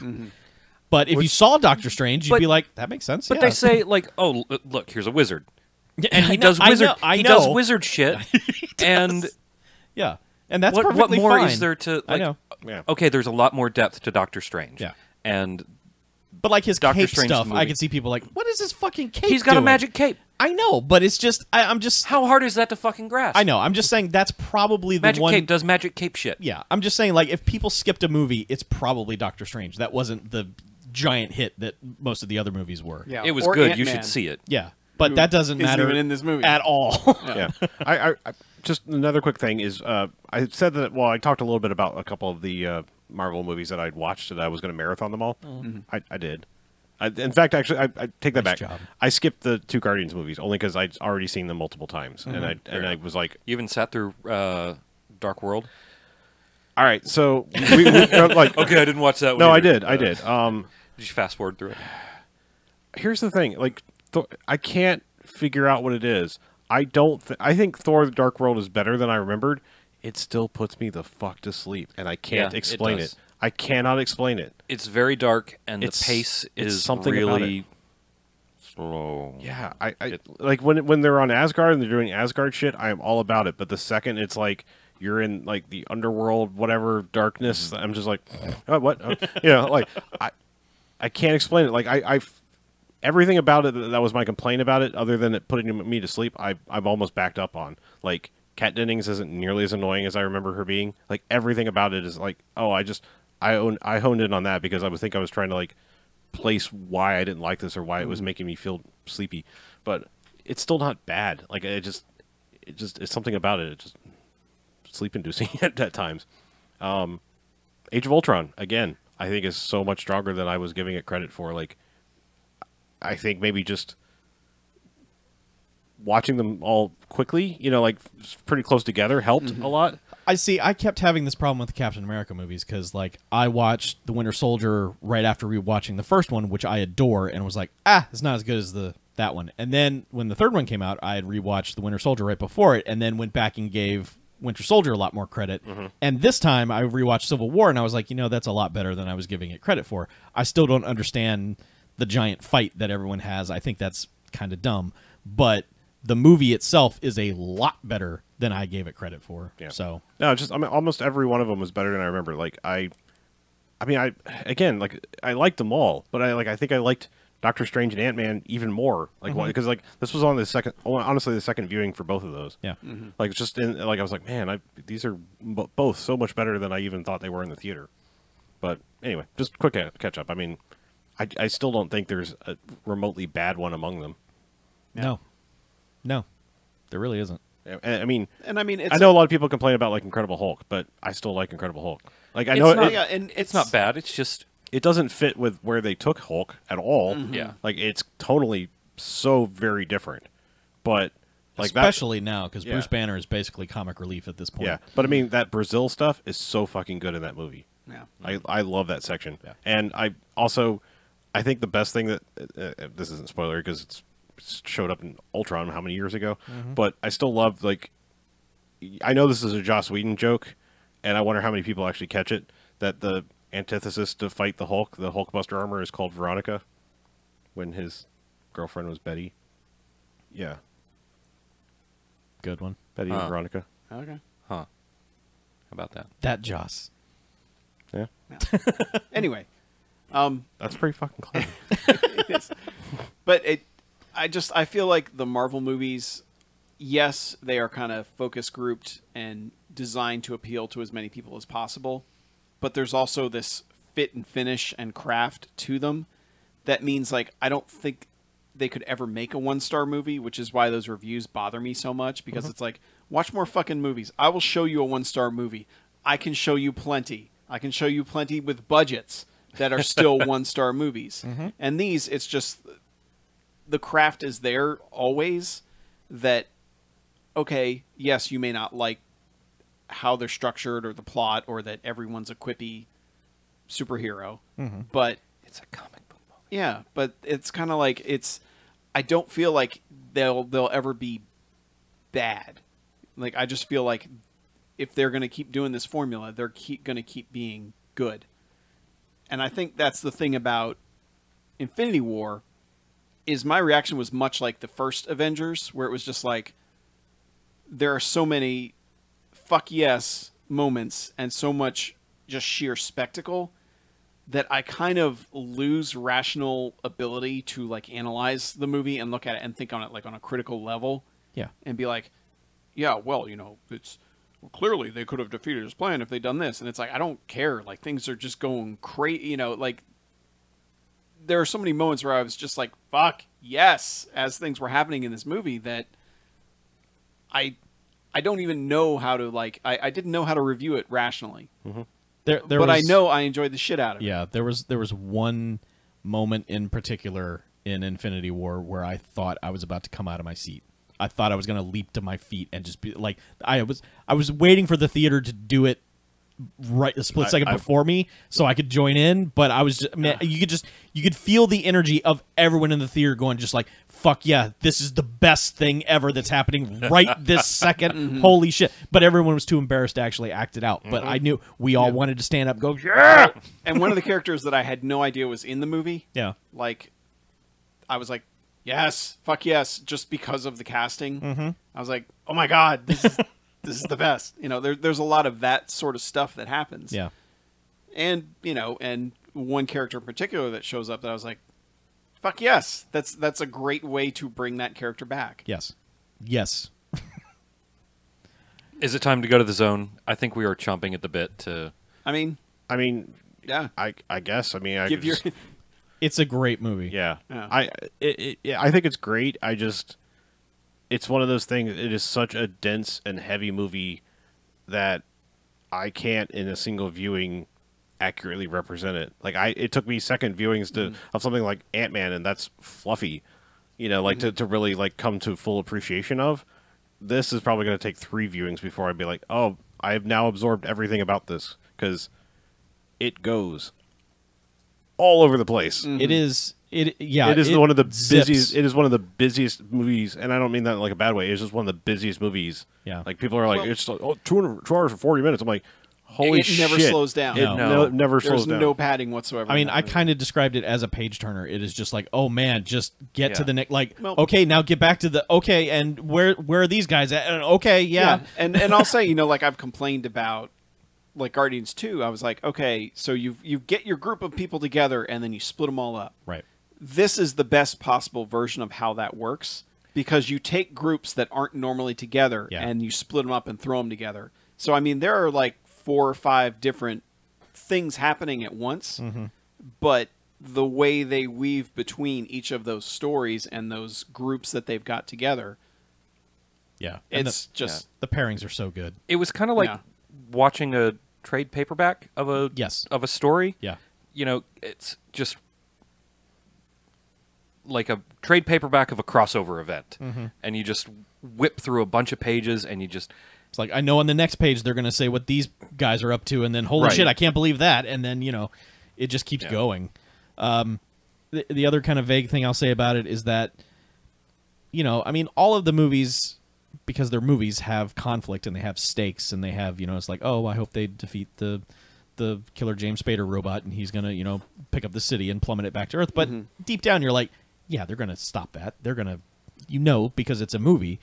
And this movie has stakes. I mean, this, like, Absolutely. Because of just like the pre-hype of like, well, this is kind of the end for a lot of these actors. They're at the end of their contracts. So you're going into this movie with this sense of dread, like, they're going to kill people. Like, at any moment, someone you like might die. And that adds this other layer to the movie of just, like, it's the season finale or the series finale of a show you really love. It's like, please don't let this person die. Please don't. Just let this person live. Just that. And so you're kind of on edge the whole time of this, like, I'm really attached to this fictional character. Leave them alone. Yeah. Don't do this. I also like that basically Thanos is the main character of the movie. Kind of is, yeah. I mean, and that's how they build... obviously a good villain needs to feel like they're the hero of their own story, and they certainly do that, and they certainly do it better than the comic did with the storyline. I mean, they give a better version of it. Let's put it that way, like a better motivation for him. Yes, absolutely. I feel like they really, really fleshed out his character well. From pretty much all we've known about Thanos is like 3 after-credits scenes of some purple Balchinian dude. Yeah. And like you would hear people in the theater go, "That's the big ass bad guy." You know, it's just like, But is he? But yeah, it's like just some purple dude sitting on a rock or whatever. Yeah. Yeah. This was in the Guardians movies. And they have really managed to make a compelling villain and make a compelling, deep villain that he's not an anti-hero, I don't think, but you at least understand his motivations. They have done, and they've done a really good job lately with villains in Yeah. Marvel movies. Because- they hype manned him for pretty much all of Guardians 1. I mean, Right. Gamora and Nebula hype manned him despite never Yeah. really seeing him very much. but But like they didn't say much. I mean, They talked a lot about it, like, Thanos will fuck your shit up, and we're heralds of Thanos. Yeah. And but they didn't they didn't explain Thanos. No, They no, more no, like no, no, they no, just no. vaguely hype man. Yeah, him. they've- Sort of like the John Wick hype man. Yeah. They're like, oh, he's got to beat the shit. You're gonna get ruined. He's Thanos. He's the best. But like, so Civil War, Homecoming, Black Panther, and now Infinity War have all had villains who aren't just evil. Just, I'm bad. They've all had this really complex, like, you might be able to talk me into what you're saying. Just give me a few more bullet points. I'm listening. I'm not quite on board, but I don't know, maybe some of this makes sense to me. If you add in universal healthcare, I'm in. Yeah, I mean, yeah. And even Thor Ragnarok, even though like Hela is just straight up evil, there's also kind of like this sense of this is why I'm doing this. Yeah. Because you guys fucked me over, so now it's my turn to fuck you over. Which kind of works. Yeah. It's just it's better than what is it, Ronan in Guardians 1, Yeah. who is basically just like I'm evil right. because Yeah, it's my way. I like Ronan a lot. I don't know. I do too, but Maybe he's it's- just maybe it's not the Lee given. Pace thing again. Yeah, I think it is. It's Yeah. he's And not I think given. also like Thor Dark World's probably the worst one of all those. Where it's just like a guy who's basically like, I want to end the universe. I want to end existence because Blah. because Look at me, look at my pointy because it'd be face. evil. Yeah, I'm a dark elf. What am I supposed to do? Yeah. Throw it's just parties? I tried to kill Doctor Who after one season. like- yeah. Yes. But anyway, Yeah. this one, Thanos is good, Yeah. as in a good character. Right. And they do him justice. As Thanos a did character. nothing wrong. Thanos had some valid points. Let's just get into the spoiler zone. Yeah. Klaxons. All right. Yeah. Box Yeah. office. Warning. Sound the sirens. Spoiler time. BMFcast.com if you want to do all the stuff, and Yeah. I'll give you the full spiel after the spoiler zone. Yep. Spoiler. But go see it if you like Marvel movies. If you don't, it probably isn't going to change your mind. 'Cause Yeah, it's don't a start whole lot here. of Marvel movie stuff. Yeah. Yeah. So anyway, Or watch them backwards and tell us what you think. Ooh, memento those suckers. Memento? Memento. Oh. Memento. I was like, Mentos. Mentos. They're fresh. They're fresh makers. yeah. So That's my superpower. yeah, Yeah. this movie's Empire Strikes Back without any of the hope at the end. Rocks fall, everyone dies. Yeah. I mean, it and that's part of the problem is that the majority of these characters can't go away. Because, Yes. like just the fact that Black Panther just made $1 billion. Yeah. They're not having him go out like that. Right. Spider-Man is happening. Yes. They don't even own Spider-Man technically and the right to make Spider-Man movies. So he'll be back. And that's kind of Fuck you, Sony. Yeah. But that's kind of the thing is it's like you can't separate the movie from the real world of it. Or at least it's very tough in my mind to be able because immediately because you're like, no, don't go. And you're like, well, yeah, they'll be back because it's almost like I feel like I don't know how. the big ending dusting, as we called it, would have worked better if it had been mostly side characters. Yeah. And maybe if Star-Lord had been one of them, you'd be like, oh shit, but all the rest of the Guardians were still around, something like that. But as it is, it's so many characters, and they basically take out everyone that's not people from Avengers 1, Yeah, I mean, Rocket Raccoon, and... we're in spoiler zone, but I mean, just in the off chance that someone's listening and didn't actually see the movie, because I know there are people like that. Thanos collects all the Infinity Stones, basically forms the Infinity Gauntlet, and his whole goal, unlike the comic, which is to impress a lady, essentially, Yeah. a cosmic lady, but, still a lady. Sure. He's going to... His motivation is that he came from a planet that was overpopulated not enough resources, a whole bunch of people died, and eventually the whole planet died because chaos ensued. So his plan is like, the universe is overpopulated. I'm going to snap my fingers and basically randomly kill half the population. You know, Yep. that's the only way Yeah. to do it fairly. He started doing that like planet by planet, and he's like, nah, Takes too long. Takes too Right. long. Might as well spend a few years assembling these stony Avengers on my fist, Yeah. and do it with a snap. So Yep. So yeah, that's So he just, does. just to bring you up to speed, just in case for some reason you're listening and you don't know. That's the plot. That's his plot.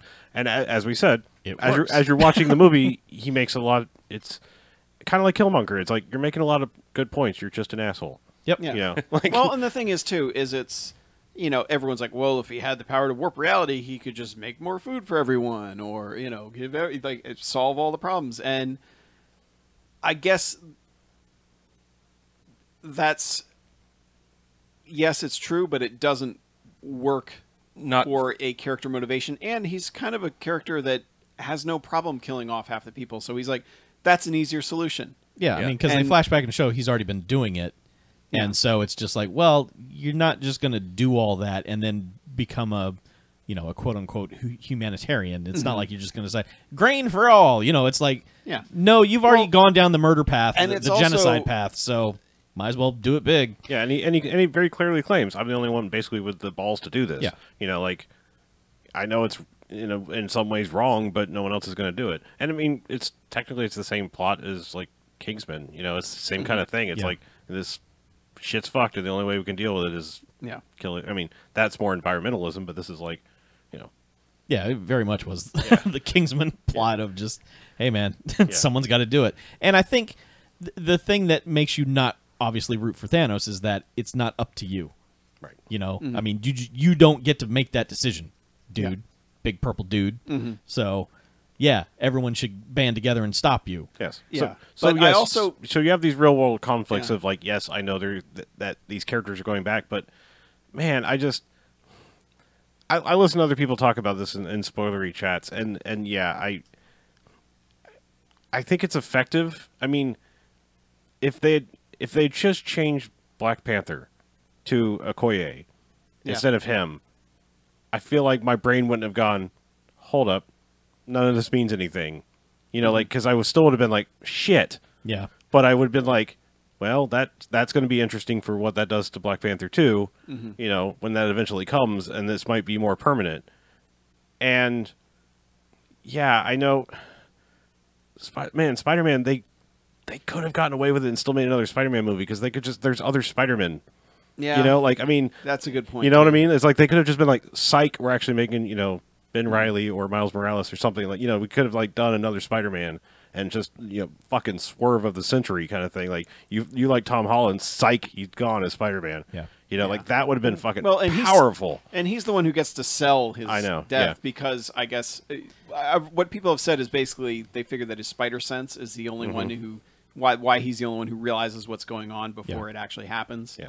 And Black Panther a little bit too, because he kind of is like, this is not how, what do you say? Like, this is not how we want to die, and kind of Something puts his like hand on that. his But shoulder. yeah, Spider-Man does get the longest. But he's like, also got Panther powers. He's got some Yeah. senses ahead of time. But my point being is like Black Panther is the only one where it's like my real brain took me out. My brain took me out into reality versus living in the moment. Because like otherwise, I was fucking in. Like it was nearly wrecked me with like the Spider-Man and then Bucky. I mean, 'cause especially fucking Bucky. Jesus Christ. You're getting a Oh, little. I know. A little fucking emotional I mean, right seriously, now. it's fucking like, I mean, think about that. Black Well, Panther is the one that got me. Well, yeah, I know, but like I said, unfortunately, only because that one took me back into reality. It's like I was like, no, they're not doing another. They're not switching out him.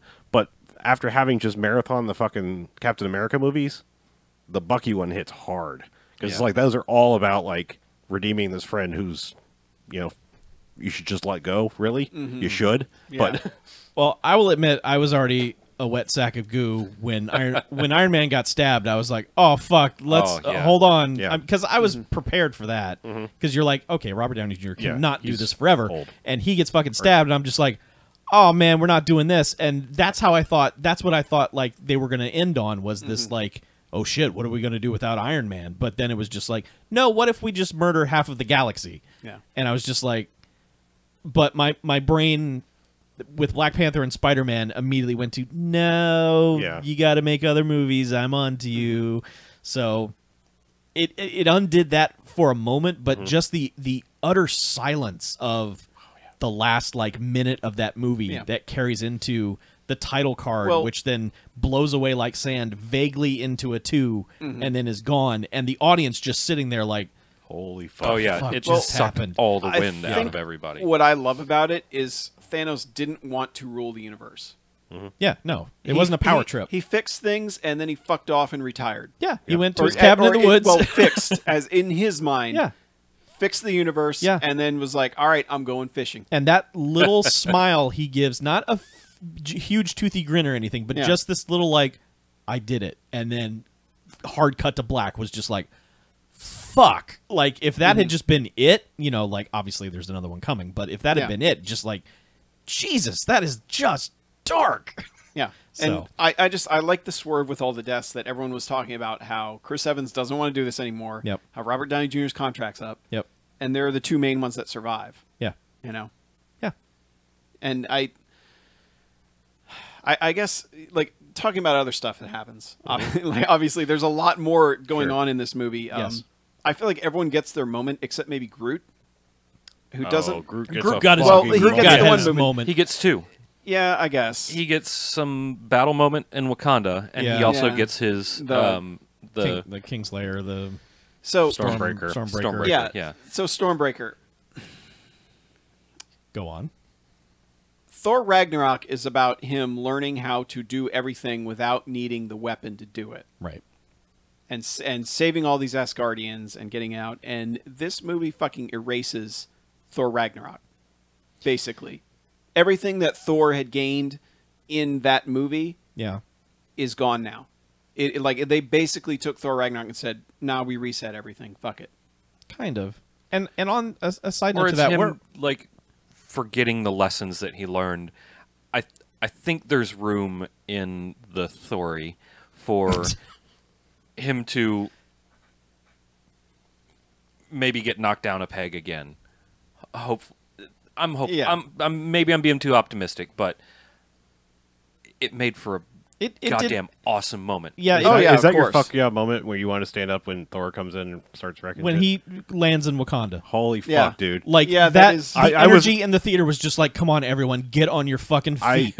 I've never, I mean, I'm not a vocal person in a movie, but I was ready to stand up and yell at the top of my lungs, Deus ex motherfucking machina. Yeah. Because literally, It's it's a literally, fucking yeah. god coming in and wrecking shit. Yeah, that was just the absolute best. That was just like, okay, we're gonna be okay here. Thor's here now. Well, The only thing- it's also sold by Bruce just going, "Oh, you guys are so screwed now."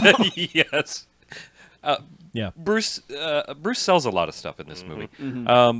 So The only thing that upsets me is they didn't go back to fucking Immigrant Song for I Yeah. thought about because it. I was like, it's like that's his theme now. They dude. went full score, yeah, which is great, but it's imagine just like, if it had been a scored version of Immigrant Song. oh with fuck Alice yeah, Silvestri. I'd have been like jizzing in the theater, just all just spontaneously. As it was, pretty close, pretty close. cool. But but that's the only thing that scene was missing was the orchestral music was good, but it was not like yeah, Well, also, this movie's the only one scored like a real movie, yeah, like not just wallpaper. To like, its characters merit- have themes. and to its yeah. Yeah, but yes, To its they demerit. didn't use Immigrant Song, but hey, they used as sad far- piano version of there's the also- Avengers theme in the closing credits. Yeah. And for me, that was just like, all right, yeah, Look, okay, so the thing with Stormbreaker, I don't feel like that undoes Thor's character because I mean they very clearly say in order to defeat this guy you need it's more than just his lightning power. I mean his lightning power failed him on the ship. So all right, we didn't even really we glossed over the intro thing. So in a way, the opening sequence of this movie kind of Alien 3's Aliens to Thor's Ragnarok, Yeah. if you will, a little bit. But they do bother to mention that they did split up at some point. That Thanos didn't just come in and murder all of the Asgardians. okay, because I wondered where the hell Valkyrie was. Well, they basically have explained away that like Valkyrie and Rocky Dude, whatever, not Rocky, what's his face, the guy everybody likes. McCoy? You're not really needed. Huh? McCoy? The Takiti Waitai guy, whatever the hell. Taika- Korg. Oh, okay. I Taika couldn't remember the Waititi. fucking Rocky dude. I mean, I expected them to walk over Korg's corpse just to be like, yeah, Thor Ragnarok, fuck that movie. Yeah. But no, they explained there was a line that they said like he basically murdered like half the population. There are still Asgardians. He didn't just genocide the Asgardians. So Yeah. But in that, yeah. So, like, I knew, like, from preview screenings, people were like, "Oh man, the opening sequence, you're gonna be sad," and I was like, "All right, I'm ready for this." And it was like, they killed Loki, and I'm like, "Yeah, all right, That makes sense. fuck Loki," but they killed Idris Elba, and I was like, that made Thor mad at first, and I was just like, fuck him up now. Just Yeah. fucking murder him now. This is all the motivation you need. one thing I said, Avenge Idris Elba. I wanted to punch people on this other podcast thing I listened to. They're like, "Oh no, but Heimdall was nobody's favorite character." I was like, "Fuck you." Heimdall was awesome. Yeah, You shut I was up. like, I was like, I want Heimdall's eyes because I want to see you, and I'm gonna come fucking punch you in your face. Yeah. So that upset me more Yeah. during the opening than Loki. I'm like, fuck Yeah. Loki, please. He's Yeah. already been dead. But we once. all knew, like Idris Elba wanted Yeah, out he didn't anyway. Oh so- yeah, I was always surprised he kept showing up in these things. I was like, Nah. that dude doesn't want any part of this. Well, they kind of kept giving him more to do, but still, yeah. yeah, Anyway. yeah. I did Because like he him. does have a lot to do in Ragnarok. Yeah. So I do like an Ultron where he just shows up in Thor's crazy dream, just yelling at him at a dance party or whatever the hell it is. Yeah. You gotta go back and do the thing. So, one thing while we're talking about the opening sequence and what ends up happening later in the movie, so basically the big reveal is that, like, hey, we have a Hulk, and Hulk comes out, and you think, oh fuck, this is going to be weird. He's going to destroy Thanos in the first like 10 minutes of this movie. What the shit? Yep. But then Hulk gets his ass kicked for the first time ever, and I feel like even if it Alien 3's Thor Ragnarok even a little bit, it's pretty fucking awesome to open the movie to establish how crazy badass Thanos is you have just pitted him against ostensibly three of the most powerful characters in the MCU right now. I mean, Yeah, two gods and a Hulk. well, I mean, like, you know, you can hate Loki, but like he's got a lot of crazy shit he can do. I mean, he didn't do it in this movie. He just was like, "I'm going to stab you, not make 50 copies of me, and then stab you." Yeah. But he's already taken out Thor when it starts. Essentially, he's already in chains. You know, takes out Loki, and then they send out the Hulk, and he just bitch slaps him almost Loki style from the first Avengers. You know, knocks him into the ground, which I think is interesting because later in the movie, Hulk doesn't want to come out because he's a big fucking baby and pouting. He's like, I got my ass kicked, and I'm now gonna give you Hulk impotence. Yeah. You know? Yeah, there is no Hulk in the remainder of this movie. Like, Yeah. Bruce keeps trying to just push Yeah, him out. because honestly, the whole time he's in the Hulkbuster armor, I kept expecting The Hulk. Hulk to bust out of the the Hulkbuster, armor. yeah. And I think everybody did. Which I just want to point out. I think it's kind of fucking awesome that Disney made the swerve that they did with the trailer. That they went the extra mile to when they showed everybody running at the camera from the Wakanda scene.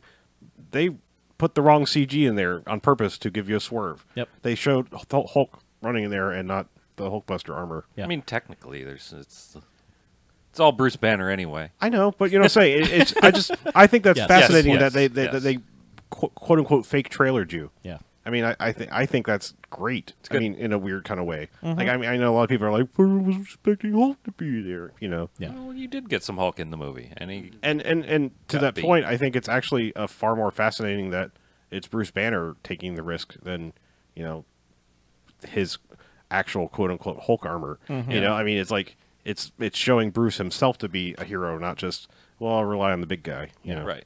Who's basically indestructible.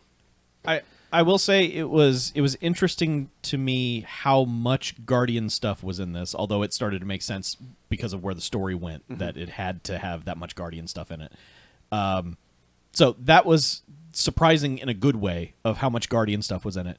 Surprising in kind of a weird way was how little Captain America stuff there was in it. Oh yeah, it he's seemed barely like in it. Yeah. I think because he's going to be one of the main ones in the sequel. I agree with Is what that, but it probably just could be. seemed like, you know, he showed up finally, and it was just like, okay, yeah, he's here. Let fucking lead.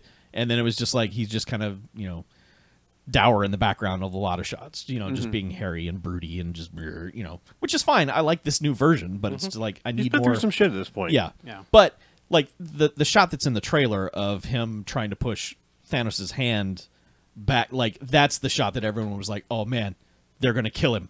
That's going to be the end of Captain America right there. So when that happened in the movie, I'm like, oh no, please don't. So like I was just on edge the whole time because you know this movie did not shy away from killing people, and I just So while we're talking spoilery, do we think Gamora's like gone for reals? no. I think she's trapped in the Soul Stone, She's either trapped in the Soul Stone or she's dead. or she has Forever. replaced Red Skull, which I thought is a great way to bring that character back. Was to have him basically have Be the been Guardian, tossed yeah. there. When he took his hood off and it was, I mean, I kind of like did this like, wait, what? That's cool, but huh? It was one of those like, things that was a legitimate surprise. yeah, exactly. It was Because like wait, you haven't thought about Red Skull since the end of Winter yeah, Soldier. where First he Avenger.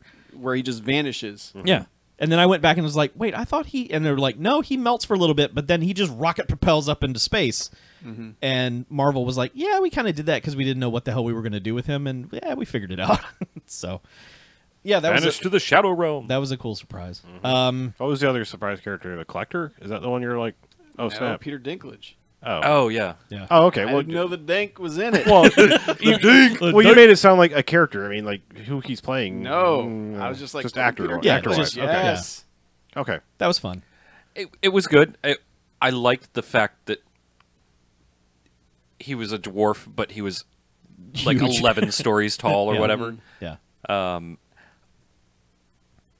I feel like he was playing a little too much Tyrion, to be Oh, honest. Like yeah. if we're gonna nitpick some shit about this movie, he was playing a little bit too much Tyrion and needed to be like His own brooding big Yeah. dwarf dude. But he's a good actor, so he'll sell it. You know, unless he's talking about a wizard on the moon. Yeah. I liked all that. Like, I mean, I know it was important to the movie to create this thing, but I loved everything about having to like restart the forge Oh, yeah. and all that. It just like, it was just all so cool and just, that was like the most comic booky. That was just like, yeah, okay, what, like I'm pressing X to, make these things spin. Right. I like, that part was cool. Here's the thing. I think they're going to undo every death in this except for Idris Elba. I think they will literally undo every single character I death. think Loki's done. Yeah, I think Loki's gone. I don't think Loki's coming back. I mean, feel it's a little weird because the Thor literally has like nobody except for Valkyrie. Yeah. At this point, like his Well, yeah, he his whole talks about family's it. gone. Yeah. Yeah, and that led to a pretty okay. So Which actually good because maybe just get him on Earth. I mean, not that I don't love Asgard shit, but like Thor needs to be hanging out on Earth. Fish out of water Thor is the best Yeah. Thor, and Thor's interaction with the Guardians is some of the best Yeah. shit. And just like them reacting to him, like you are a dude. This is a man. Yeah. Well, Yeah. apparently James Gunn wrote most Yeah. of those scenes. Yeah. Like they had written stuff and he rewrote all of it. And You they're could like, tell. It 'cause- and they're absolutely just like, feels like yeah, Guardian this is all stuff. way better. yeah. I don't remember. I did just watch both Avengers, but I wasn't taking notes. Is this the first movie where Thor doesn't take his shirt off? Thor was never shirtless. Thor was. No, I'm saying like did he? Not in this one. Because all three Thor movies, he gets shirtless at some point where it's like, hey, ladies, check out this Hemsworth. Get your Hemsworth out of Yeah, this movie. no, he was just always dirty and I just don't remember in Avengers 1 or 2 if he took his shirt off too. I am sad that Thor got his eye back. I liked. That's I, another- I like that we know where the eye came from. Yeah. But yeah, That was another thing. I Did wanted they, them did they to keep leave him swerving that on the Pirate trailers Thor. too? Yeah. Like I can't remember. I feel like they either kept like showing it in shadow, like we're not going to explain if he has an eye or not in the trailers. there wasn't a lot of Thor in the trailers, to be honest. There's one shot where he's like in the whatever they call that, the ship, the side ship, whatever, the launch ship from the Guardians. But they faked the Thor Ragnarok trailer to where they didn't show him without the eye. yeah, So I know. Yeah. Like I said, I'm fine with these Yeah, trailers. and I think one of the main shots they showed is him in profile from the left side, Yeah. so you don't see his eye. Yeah. But maybe Loki is also dead.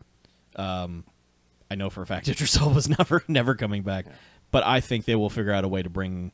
I mean, obviously everyone who dusted away is coming back, but Yeah. I mean, like Vision will come back, and I want to say how impressive they have done with this character Vision, who has barely been a blip on the story radar, who has not had They his own tightened up story. his character real quick. They it make feels you like. give an amazing shit about Vision, like they don't even like him just being normal Paul Bettany like in the movie. Like I never even was like, wait, how? I was just like, yeah, Vision can do that. That's Vision. He does these things. Well, Well, he's also been evolving the entire Yeah. time. So. yeah, and it helps that everyone gives a shit about him. yes. You know. Well, to be fair, I mean, you say that you haven't done much with him, but I mean, if you think about it, we've had how many movies of Jarvis? I mean, because Jarvis Sure. is an extension of. I Sure. mean, we've gotten to Yeah. know Jarvis has gotten jokier as the Iron Man movies went on, and Right. you know, and then it's like now he's personified into Vision. So Yeah. it's like we have gotten more time with it than people are just like, well, we have had like a movie and a half of Vision. Why should we care? Yeah. Yeah. And I I found it interesting that they put Tony Stark and Doctor Strange together because so many people have complained that basically they made Doctor Strange another Tony Stark. Yeah. Which- and they were clearly not the same Yeah, person. is Yeah. Doctor they Strange both have an immediately- arrogance to them, yeah. but Yeah. it's good to play those kinds of characters off of each other and Well- explore the differences between them. Yeah, and they have earned arrogance, like because both of them are super fucking smart. Right. And then you get a guy like Peter Quill who is arrogant but doesn't realize that he probably shouldn't be. So that the Right. both of them can be like, get a load of this fucking guy, you know. Yeah. So I think that's why that whole group works, and I do like that they kind of did the comic Silver Surfer misses thing with him, where they're almost there, and then one of them fucks up. Yeah. and that they Peter Yeah. Quill is the reason half the universe is fucking dead. yeah. And with good reason. I understand his motivation. I wish Tony Stark had gone a little further to say, "Hey, I just went through this with the death, finding out my parents were killed by the Winter Soldier, and then they beat the living shit out of me. Everything went real bad. Just hold back a second." But they were just like, "No, no, no, no, no," and then he just. But they were in the middle of trying to pull the fucking know. Infinity gun. Yeah. You don't have time for that. I know. I'm just When I'm somebody just, walks up and punches like the biggest dude in the room while you're trying to keep your other friend from punching the biggest dude in the room, Yeah. you don't have time to go, "Oh, no, no, no, let me I sit know. you down Yeah. and explain And- the 45 I reasons know. why It was you just should it do was this." just such a parallel. It was just okay. This just happened to Iron Man, so he has perspective to share with you, young man. But Yeah, it doesn't work as well as the comic is more dramatic because it is basically like we all did everything, we almost all executed the plan perfectly, but one thing fucked up and now we lose. yeah, You know, and it's kind of it's not as dramatic as that, but I think it still works in a way. And yeah, I'm not gonna say like the battle scenes were really good in this movie. Like even with the sense of scope that so many of them had, you still never lost your place, and I still think that they worked. One of the really cool things about this, especially from the like groupings perspective, is you get to see a bunch of people working together in ways that we haven't before. Yeah. And I think they really highlighted how like all the cool shit that they could do together, like the Spider-Man with Doctor Strange popping back and forth from dimension to dimension, and then actually all the Doctor Strange stuff I really like in this movie. There's I'm not like super high on Doctor Strange the movie. I think it's good, but it's not like my favorite. But the Doctor Strange fight stuff in this, I think, may be my favorite Well, part of it it. adds a whole new dynamic. That isn't Thor, because Thor coming in and fucking wrecking Oh, shit yeah. is the best. They like- basically made Thor the best character in Yeah. their entire universe, But- which I never would have told you before that.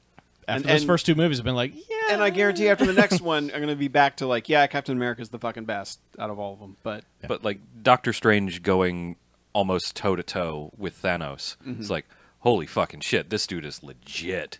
And he's also grown since then, and all of his shit looks good. Like, yeah, all of his dumb magic gesticulations somehow look fucking awesome. Yeah. I don't know how they managed to make dumb like Full Metal Alchemist bullshit that's the sort of gyrations. thing I never look want to see. fucking The, sweet. I but- never want to see the footage without the CG. Yeah. Oh no. Like of him just waving his arms in Yeah. front of a green screen and all that, like the fucking Yeah, the DC comic CW ones, TV yeah. shows do. But people love to. I mean, like, people love to do those. Like, look what this thing looks without special effects. I'm like, motherfucker, if you saw any movie in its raw form, you would be like, that is the dumbest shit. I don't care. Citizen Kane, if you went onto the set and said, You'd be like, this is fucking stupid. yeah, you'd be like, that looks fucking stupid. If it was a camera angle that's not the angle that they want you to see, everything is fucking stupid on a movie. yeah. Yep. Everything. Yeah, but the part that I guess freaked me out the most about the ending, now that we're talking about Doctor Strange, is when he went out.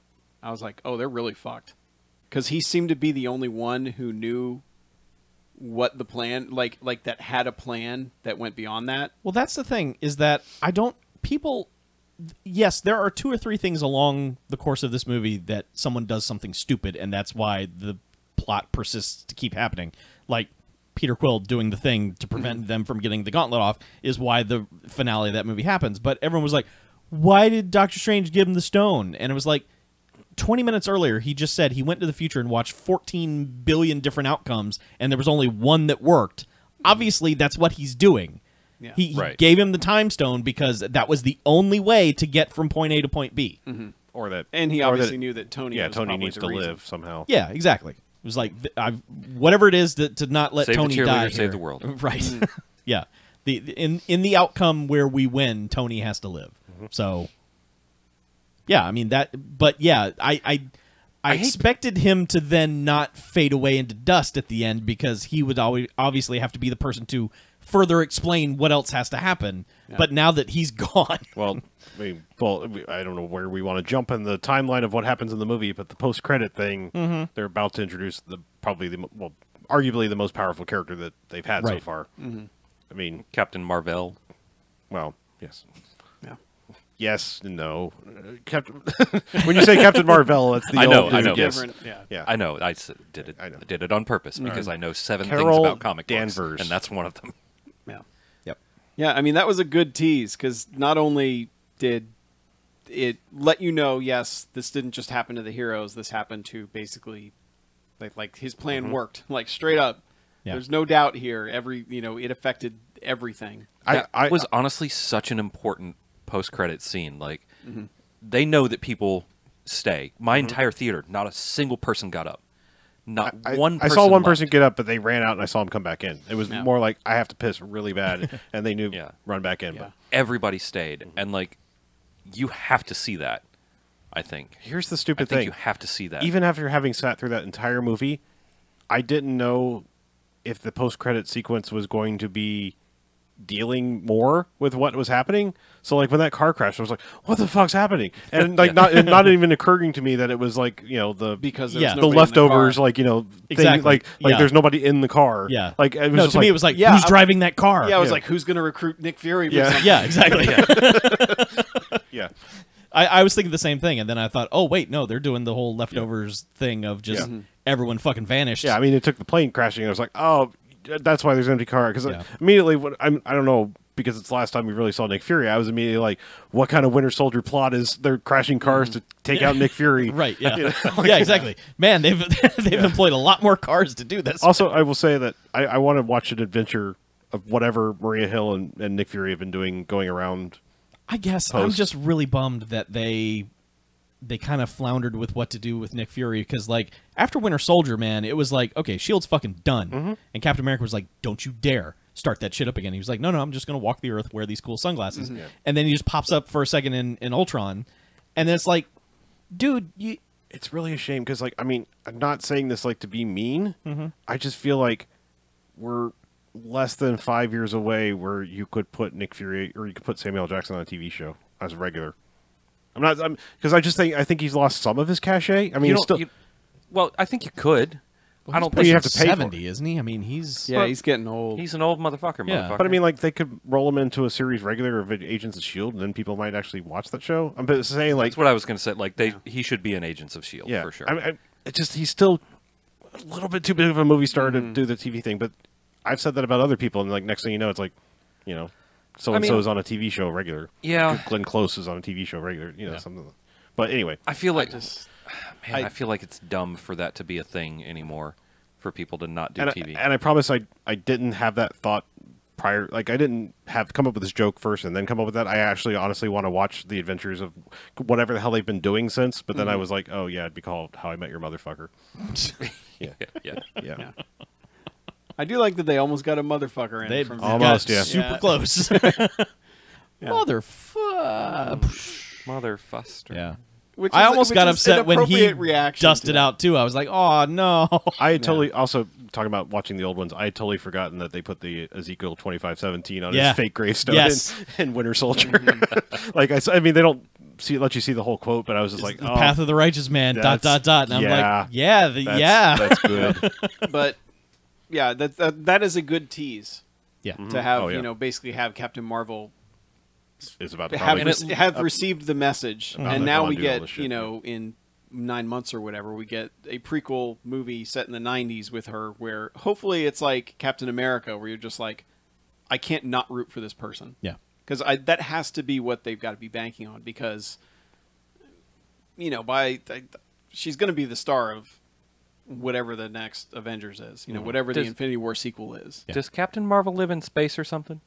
She's an Earthling who gets recruited with powers. Yeah. It's basically. kind of Green Lanternish, but Okay, so she's better. a space Avenger. They're going to have to explain why she's not. Yeah. Yeah, and I- people have speculated all kinds of crazy I don't know, shit. but I mean, I think Carol She's Danvers space worked pregnant for with another Shield. Earth. Was just a regular Shield person, like a office worker thing. I think in the comics long ago. You know, kind of, yeah. Sort of, yeah. Yeah, I mean, there's a lot. They've done a lot with Carol. sure, over the I know. years. I mean, yeah, pick your origin, but I mean, Yeah. I don't know if they'll just make her like. The other cool thing about that is like, as shown in other movies, I feel like that could lead for other fun cameos. Like, I'd still like to see, you know, older Peggy Carter come back like they did in Ant-Man. I don't remember what time frame that was supposed to be happening. I don't remember how youngified they were supposed to make Michael Douglas, but well, she's. I know yeah, she's dead. But if it's taking place in the 90s, she's not dead. right. Yeah. I'm just saying, remember they had Howard Stark and her Yeah. Yeah, but older. she'd be in like her 70s by. But she was. I'm saying the flashback sequence at the beginning of Ant-Man. Like, what time period was that? Because remember that It was was- also some of the best de-aging I'd ever seen on somebody. It was when rewatching 80s it, Michael too. Douglas. It was like Wall Street Okay. era Michael Douglas. So they could push it. Like if it's early 90s for Captain Marvel, they could push it. I know. I'm just saying, like, I'd like to see her if she does work for Shield. It'd be cool to like see her hang out with, Yeah. you know, that Howard Stark and whatnot. All will be I know. revealed in Yeah. what, 9 months? You said? Yeah, it's like March. It's an early. Yeah. It's like they're doing like the Black Panther early part of the year thing. We can only assume Ant-Man and the Wasp takes place before this movie. It absolutely does. They've already said that. Officially, they've said that now. A lot of people were speculating, but no, they've said it's There'll be after no dusting it's after down, Civil right? War, pre-Infinity War, obviously. I mean, I figured it did because I figured Ant-Man was in this movie, and then when they write out him and Hawkeye in one sentence, is like, yeah, they decided to take plea deals, and they're not doing this anymore. How So, surprised, yeah. yeah. I mean, I think it'd be interesting if like the post credits of Ant-Man deals with people start dusting. Yeah, You know, Maybe. It probably will. yeah. Like right I mean, at the end of whatever Walton Goggins bullshit is going on in that movie. yeah. Yeah. Yeah. So, okay. So that comes out in a couple months, right? That's Yeah, June, it's like July, July. something like that. Is there no what's the Christmas Marvel movie? There isn't. So it's next March is Captain Marvel, and then Yep. next Captain summer is Marchful. Avengers Yeah, 2. Captain Marvel's March and Avengers 2 is like first week of May. Okay. Is what it's or Infinity War 2. So it'll be just like Black Panther and this one. There's just this year has no Thor Ragnarok. There's no. No, but holiday there's still release. an X-Men movie this year, which I keep forgetting about. But there is an X-Men movie this year. All right. Yeah. Yeah.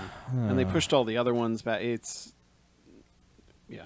Okay. I suspect there will be a giant universe resetting event that brings in all the Fox properties and Yeah. because they have Show up like on a they've cruise been liner. trying not to say anything about any of the movies coming out after this. Like they're all like untitled Marvel movie.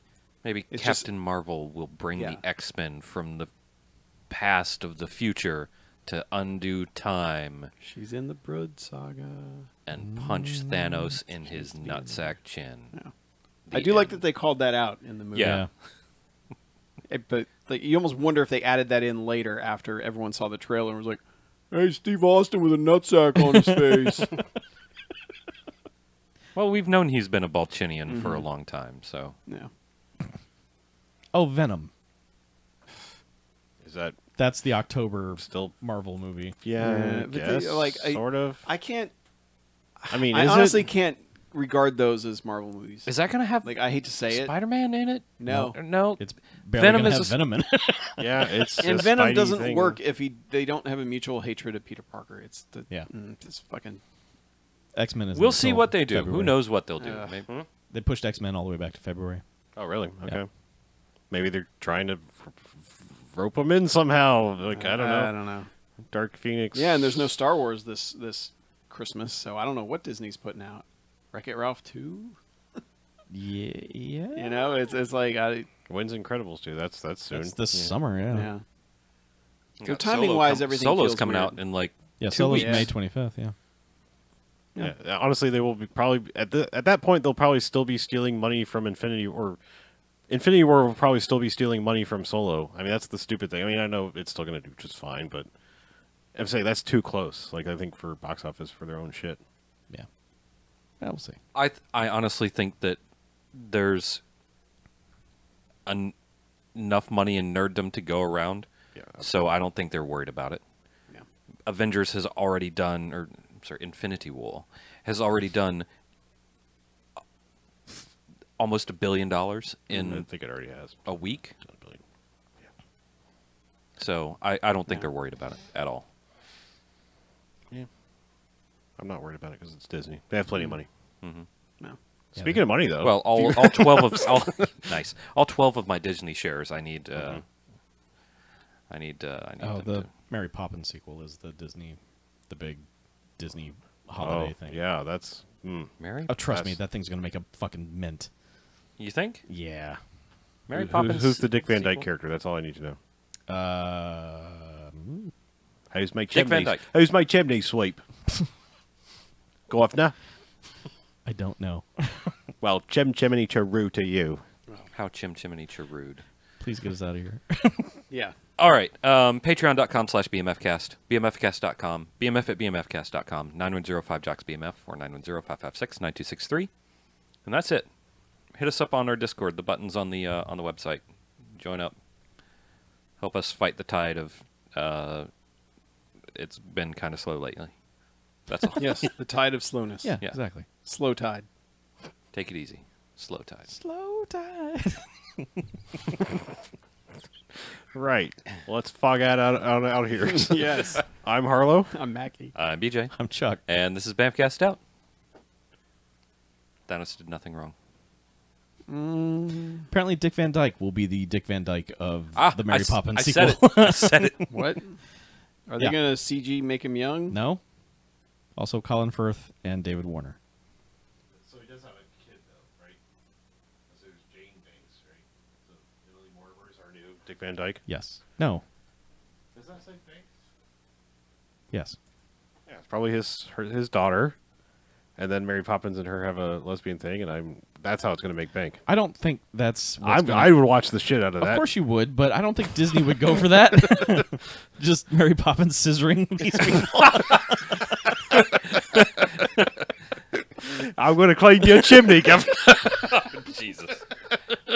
I mean, they did just release. Yeah, I'm not gonna get any jokes past these. Nope. Go ahead, please. It's all done here. No, Disney did just release Pride ears, so rainbow Mickey ears. Yeah, they're not going to make Mary Poppins a lesbian. Why not? Pride ears are one thing. Their Christmas movie is not going to be a lesbian love affair. Hey, you didn't think that like it was going to end? I'm a on shareholder, so you never didn't think know. it was going to end like killing half the Marvel universe, now did you? No. Guarantee you, they're going to super scissor the shit out of each other.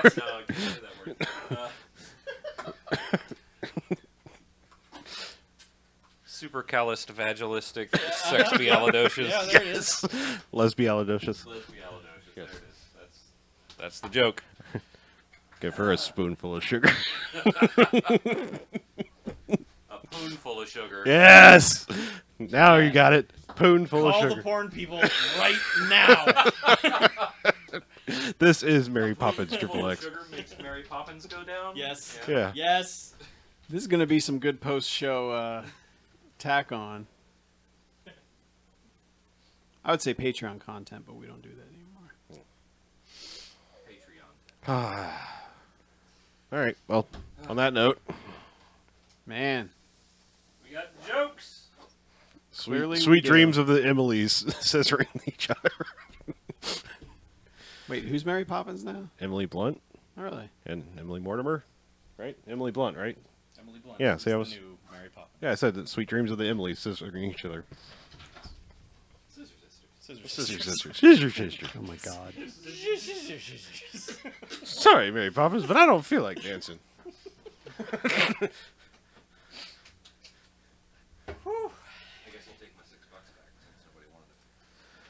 We left it there for you. We were like, I don't know why he put it there.